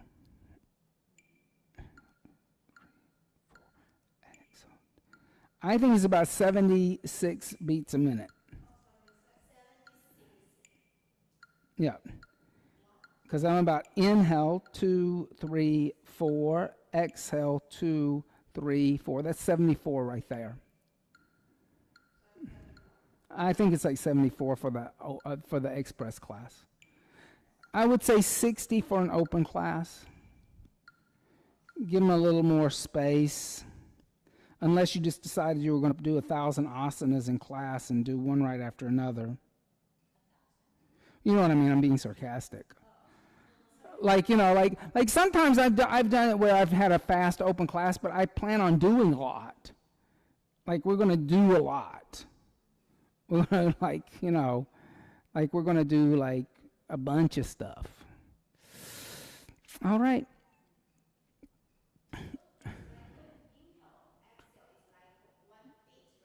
No, it's the whole teak, teak, teak, teak. 3, 4. Exhale, 2, 3, 4. Inhale, 2, 3, 4. Exhale, 2, 3, 4. Come show me your metronome, and I'll show you.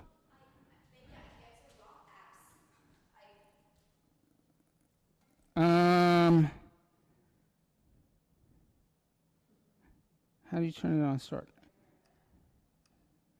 Well, the thing about this one, it's not the wrong app. It just doesn't have a 4/4 count on it. See, this is like a musical metronome. It's nice, but you can't see when 4 beats are up. See, this is the one that I use. It looks like that. It's called Tempo, and it has like, and see how it has those little dots. 1. Exhale, 2, 3, 4. Inhale, 2, 3, 4. Exhale, 2, 3, 4. So that one, this one is better only because I can practice going exhale, downward facing dog. Inhale, come forward to plank. Exhale, chaturanga dandasana. Inhale, upward facing dog. Exhale, downward facing dog. Inhale, plank. Exhale, knees, chest, chin. I can practice because I can see the little dots flashing. Whereas that one, while it's keeping the right metronome, you don't really see what the 4/4 is. Tempo, I like the tempo one. And also I should tell you guys, I use for meditation, I use Insight Timer.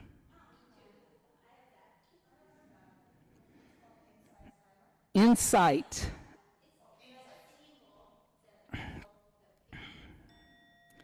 Yeah, and I use that one mainly because I like it. It has that little gongy ding dong. And it kind of tells the students when it's over and it's beginning. And also it's kind of fun because like, it's all these other people meditating with you. You could just use the timer on your thing, but I use Insight Timer all the time. What else?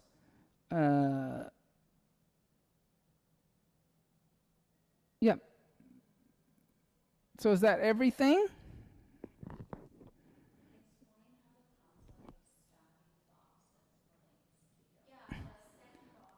Is that?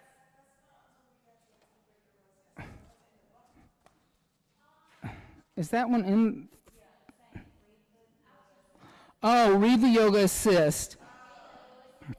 And I see. Explain the stack. Okay, so did everybody understand the stacking boxes, or it did not get there yet?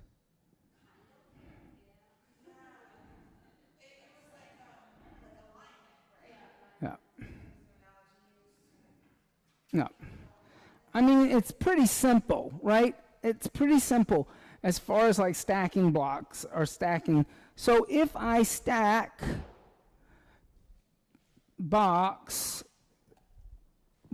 or boxes on top of each other, that's more stable, right? And so the boxes is the idea of stacking joints on joints in alignment.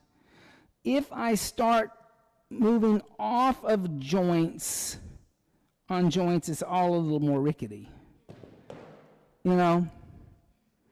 And that's what that is. Because a lot of times people will ask you why do you want your elbow to be underneath over your wrist in chaturanga instead of why can't I do it like that? Why do I need to be like here? Because you have more stability. It's stronger. Or why can't I have the knee in front of the ankle in Warrior One? Because the knee, it's not wrong. There's many times when you move the knee in front of the ankle. But this is less stable than that. When I'm like that, that's more stable.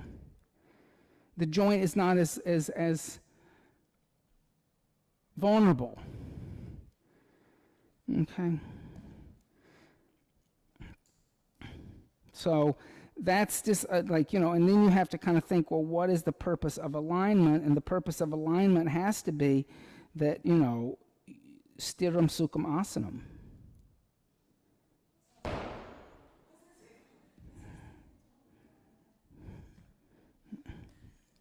Okay. Terrific.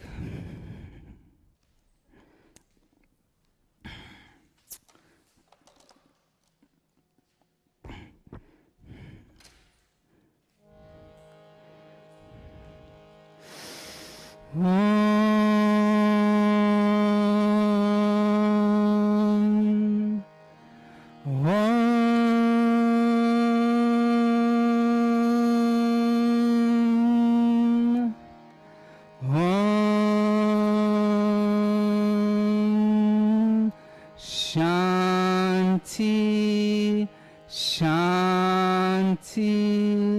Shanti.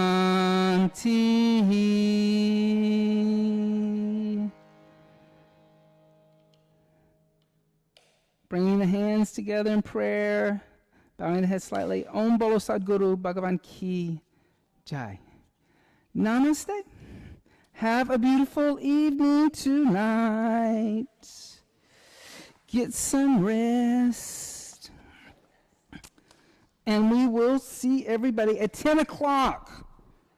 10 o'clock, peoples. As you can see, it's a lot of information. Don't steal my time. What do you mean? It's hard to find parking down here. I don't know what you're talking about, Austin.